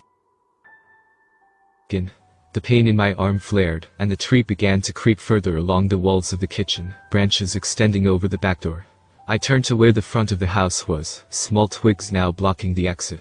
The priest made his way to me, holding an outstretched hand, the barbs whistling at me as he came closer. I stood further back. You must understand it only wants to give you a new purpose. I mumbled, fear overtaking me again, as I refused to look at the figure standing before me. And what has it done for you? It saved me as I died. I spent my last weeks running from it, very much like you are. But I could never get away. And so, in my dying breaths, no longer able to escape, I embraced it. It has burdened me with the truth of our world and the world beyond, the world of the true form, and now I act as its agent, so that others may see the light as I have. I began to stand, inching closer to the staircase. So that's it then, you let it kill you. It didn't kill me. It gave me a new life. No, I died because of something far more mundane. He turned to me with empty sockets, a new darkness filling his gaze. Before he spoke, I could feel my heart accelerate, and my body stiffened as my fear was turning into something far more primal. He coughed up blood and glass before speaking again. The cause of my death was an automobile accident. I felt the temperature of the room rise from the dreary cold I was now beginning to grow used to. In the back, the tree was beginning to grow again. A car accident. Precisely that. At that point, his grin became deep, and his eye sockets grew darker as he poised himself to confront me directly. Now, Mr. Cutler, would you like to know on which intersection? No, I could feel my skin rise, my hair straightening out and my blood begin to boil. My mind drifted off to amber to the news the doctor gave me, the night spent in the hospital. Tears welled in my eyes as the tree grew. No, it was on East Meridian and 12th Avenue. Stop talking. I could hear the rustling of that damn tree as the branches began to expand, and the walls exploded with thin growth. I stood straight, ignoring the pain in my arm as I stood to face the figure before me, gripping the knife in my hand. I saw the other vehicle coming. It was a yellow sedan, wasn't it? I don't remember the exact details. I was quite drunk. I screamed as a fist cut through the air, and landed in the center of the bastard's face. He stumbled back, and I brought another blow to the other side, the force causing him to meagerly shamble closer to the tree. He laughed, the needles hissing in a viscous cacophony. She works in mysterious ways, wouldn't you agree? But alas, it's just a faint stroke of paint in a larger frame. Tears dripped from my face as the rustling of the tree grew in intensity. I stood in a dark house, alone and cut off from the world, as I began to realize what I had done. The tree had grown substantially, its branches beginning to poke away from the walls and the kitchen all but enveloped. The walls of my house were becoming a mess of vines, barbs, and branches, and the flowers were all pointing towards me, opening and closing like salivating mouths. The priest smiled, and I glared at him with bloodshot eyes. You killed my family. You took my child's future away. You took everything I lived for. No, Mr. Cutler. I haven't taken everything from you. He stepped forward, branches of the tree following him as he stepped my way. Not yet, anyways. But I will. And it'll be for your own good. You will embrace the tree. Fuck your tree. Vines snaked around his ankles, extending across the floor like a dark labyrinth. Do you know what she said in her dying breaths? She kept calling out your name. Now, you should understand that speaking with a punctured lung is very difficult, but she did try. I could feel my legs wobble as my body grew weak. I stammered towards the stairs, turning away from the tree and the priest, my back exposed. And your daughter was going to be a fantastic doctor. She would have saved so many lives. I fell to the wall, my bloody arm feeling loose. I could hear the tree approaching. Please, I sobbed. I don't want any of this. You would have had a son as well, he said. Would you like to know more about him? My hands had become a mess, deep lashes oozing dark blood that fell to the floor. The pain was near unbearable, and I held the bloody stumps towards my chest. As I shambled up the stairs, flashes of lightning outside were muddled by the oppressive growing of the tree. Vines snapped at my ankles as I limped toward the hallway, blood oozing onto my shirt. I pressed my body against the wall, branches slithering into the hall from my bedroom. I turned behind to see the priest crawling up the steps, the vine wailing in the air as it was trying to grip onto me. I thought I could hear him begging for help. I was surrounded. There was only one way to go. I turned towards the nursery, pain flaring through my hands as I gripped the door, turned the lock, and fell through. The room had been so far untouched. The walls were bright pink, and it was mostly empty save for a crib and boxes of clothes that we bought to prepare for the child. I slammed the door behind me, slumping against the frame, as I heard the rustling encroach behind me. Something large bumped into the door and I felt it bulge against my back. I yelped as I heard the wheezing of the priest as he slammed his body into the door. I gripped the frame, pushing myself against the crib with the force of my whole body, closing my eyes as I could feel the encroaching darkness suffocating me. She pulled away, and I could see the look in her eye. If you let it consume you, then this would be the last we ever see each other. She pulled the lighter out of her pocket, putting it in my palm. Please. What, it's time to move on, she said. She hugged me one last time. I weakly reciprocated. I don't know if I can. I stood motionless, waiting for an affirming word, or something telling me that I didn't need to go through with this. When I didn't get one, I nodded. Instead, I could only mutter one word. Okay. We'll always be here, waiting. I promise. My eyes tore open as the door busted open against the weight of the tree. I stood back in the nursery, staring into the maw of darkness as it crept forward. My despair turned to anger as I clenched my fists. At the forefront was the priest. He held his hand out, and spoke again. It's time to come with us, he said. There was something metal in my left hand. I opened it, looking at the small lighter I had tossed months ago, yet now it was here. I could feel the weight in my heart lift as the tree grew into the room, the walls and the ceiling becoming victims to its might. I turned towards the crib, and with a hissing shrill, I pulled one of the boards from it, ignoring the scathing pain in my arms. The vines were beginning to descend from the ceiling, sharp tendrils lined with teeth and barbs. I kept my head low as I ripped open the boxes with my fingers, grabbing the clothes we had stored. I tied as much as I could around the end of the board, working as hastily as I could with trembling fingers. Once I had the makeshift torch in hand, I gave one last look at the priest, then flicked the lighter on. He winced as his abdomen sprang open with vines, and I lit the torch. My blood boiled as I ran into the edge of the room, the fire growing in intensity as the tree enveloped me in its twigs. I twisted my foot, tossing the torch into the darkness. The vines grabbed at me, and I could do very little but cry out as the fire flared in the hallway. The priest hissed, and the tree stopped moving for a moment. The vines started to flail as the abomination caught fire, and my house was filled with a horrifying shrieking. I pulled my arms from the now weak tendrils. The priest shrieked, his clothes catching fire as his skin began to crisp. "Cutler, what the hell do you think you're doing?" He retreated into the hallway, tumbling down the stairs as the rest of the house began to envelop in flame. The tree continued to shrivel and twist away in defiance, the smoke clogging the air, the sound of wood popping and sparks flying. Outside, I could hear the lightning intensify as I got up from the nursery floor, covering my mouth with shredded arms. For once, the tree ignored me as I made my way to the hallway, faltering down the stairs. I knocked into the pictures hanging from the wall, their frames coming to the ground as the frame of the house gave in to the flames. Pictures of me and Amber burned behind me as I continued to look forward, my feet giving away as I fell to the lobby of the house. I pressed myself up, watching as the ceiling erupted into a bright red and orange light. The tree retreated back into the corner, and I was left alone inside of a burning house. Behind me, the door was kicked open, and I could hear heavy footsteps as arms came up from behind me. My feet dragged behind as I was pulled away from the fire. I struggled to my feet when we made it to the patio, letting the firefighters carry me as my vision blurred. When my vision became less fuzzy, I found myself sat on the tailgate of an ambulance, ash smeared across my face and arm, sitting still under a warm blanket. A firefighter walked up to me, his helmet brought to his chest. "Was there anyone else with you inside?" I turned to the burning entrance, the dark shape of a contorted figure staring at me from the flame. I saw branches poking from his body, and he stood motionless for a few moments before turning into the fire, engulfing himself in the flame. I shook my head no. A paramedic stood in front of me, a flashlight shining into my face. "Your house was struck by lightning last night, and our fire department is going to do everything in their power to save what they can." I watched as the blue house by the mountain withered away, burning, its ashes escaping into the night. My arms were lifted, the paramedics commenting on the mangled skin and deep lashes. They asked me if I knew what had happened. I told them I had no recollection. The last thing I remember from that night was the ambulance driver telling me everything was going to be okay. I nodded, and for the first time in months, I smiled.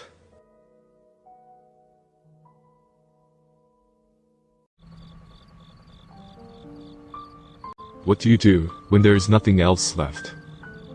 I was a college graduate who, 2 years after collecting my certificate, was still unemployed. There was a gaping blank on my resume. Add to that the fact that my debts were out of control, and it's fair to say I was a mess, and growing ever more desperate. So what was I doing about this? How was I digging myself out of a hole?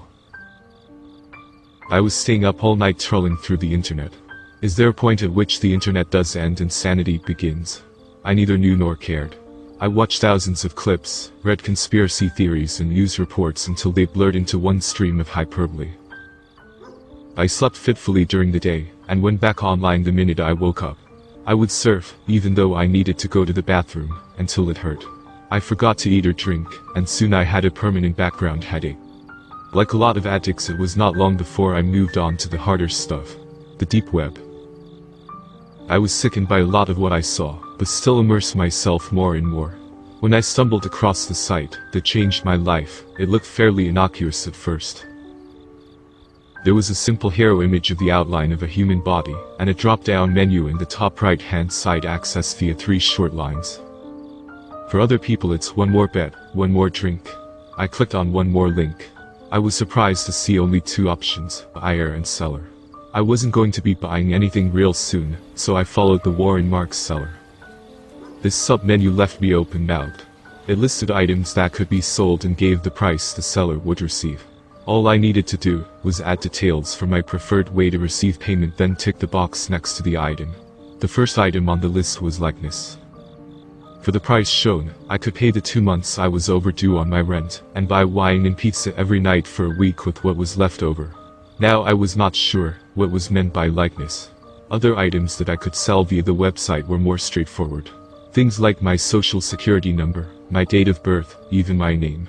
A lot of these seemed like a way to commit fraud for the buyers. All very dubious, but at least, I thought, they were paying to use these details, rather than simply stealing them as so often happened. Likeness seemed more ethereal though. I decided it meant the right to use my image. A photograph of my face. I also decided I really wanted a beer and pizza, and to be able to tell my landlord to get off my back, because I have paid your damn rent. I added my details for the money transfer and ticked the box next to likeness. Press submit. A transaction processing symbol turned into transaction complete. A new box appeared giving me the option to comment. I typed, "Do you need me to send you my photograph?" thinking this would answer my question about what exactly I had just sold. A moment later the reply came. "We already have it." I flashed back to some of the things I had done in front of the computer screen, then decided I would rather not think about it. Feeling nervous, sure I was being scammed, about to kick myself for being so naive, I checked my balance. What do you know? The money was in there. I went back to the good old innocent web and ordered the largest, most overloaded pizza I could think of, then began to add sides. It took 2 weeks for me to blow the money from selling my likeness. I had had a great time, without leaving my apartment, and I had paid no rent. Not to worry, I told myself, and returned to the deep web and my new favorite website. This time, I hovered over fingerprints.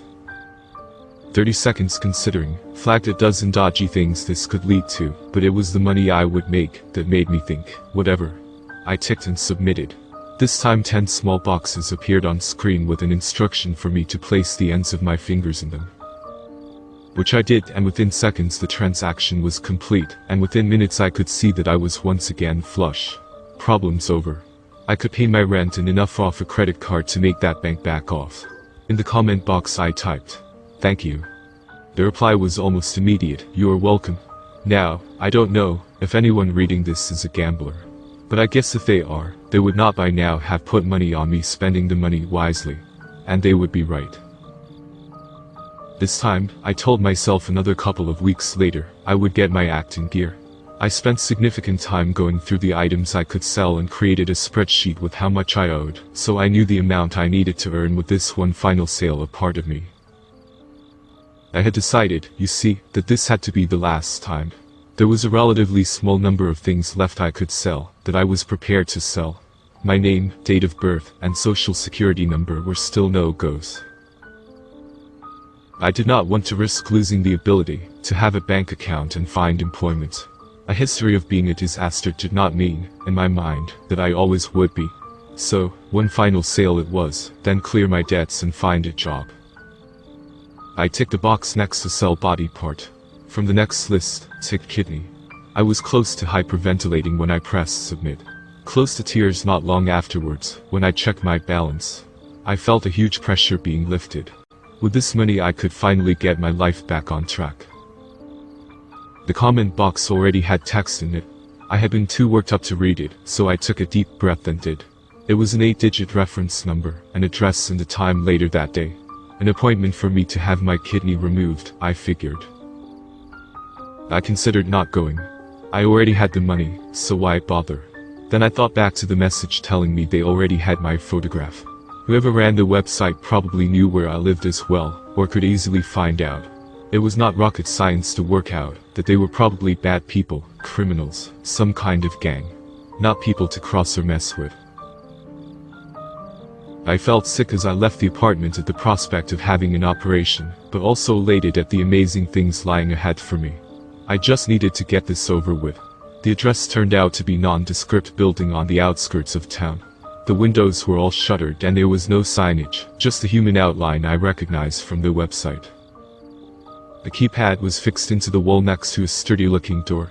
Not sure what else to do, I entered my reference number. The door slid open with a sigh. My stomach doing backflips, I stepped inside. I could hear the drone of an air conditioner, but still suddenly felt very hot. Nerves, I told myself. Totally natural. I seemed to be in some kind of reception area, but it was deserted. Scratch that. A man appeared. He was wearing a white overall and mask and safety glasses. He may or may not have been smiling when he said, "Welcome, let's get you prepped." I followed him along the long corridor. The walls were blank, whitewashed, and the smell of antiseptic was growing stronger. Eventually, he turned off into a small windowless room. I hesitated on the threshold. There was a raised table, fluorescent strips overhead. A stack of equipment next to the bed.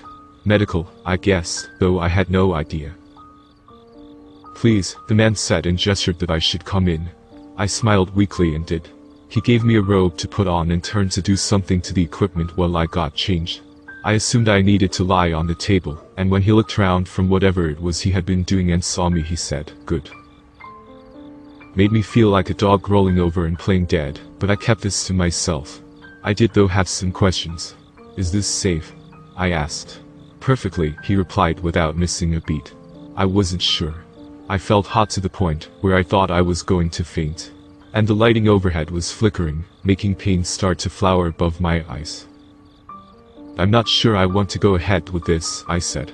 "There is nothing to be concerned about," he replied, and, before I realized what was happening, had nicked the skin of my neck with a needle. I immediately felt an unpleasant tingling sensation, and a numbness began to spread up into my face. He picked up a tablet computer that was resting among the equipment, and studied it for a moment before turning back to look at me and asking, "Now, which eye would you like to keep?" "What?" I exclaimed, or tried to, because my lips were numb and the word came out slurred. "What are you talking about?" I managed. "I sold one of my kidneys, not my eyes." I did not wait for an answer. I was horrified and decided I wanted out of there.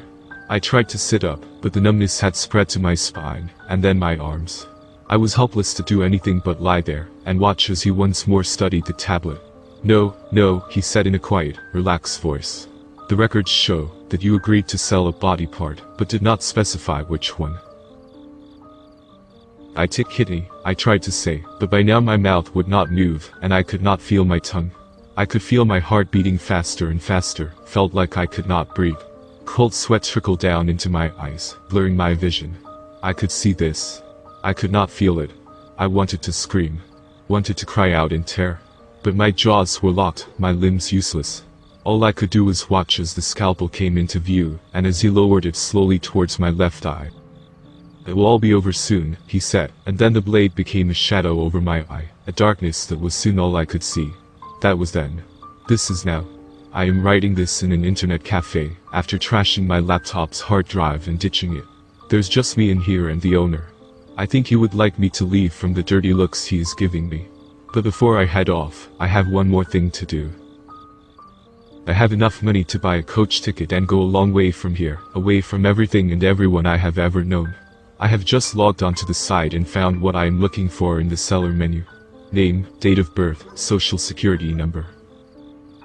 I tick sell on all three, enter the details in the boxes that pop up, press submit, and moments later the money is in my account.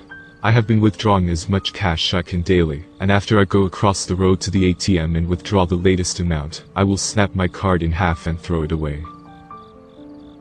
Only, the screen has changed, the comment box has opened up, and a new message has appeared. "We like and follow you." I feel tears begin to flow from the eye they did not take.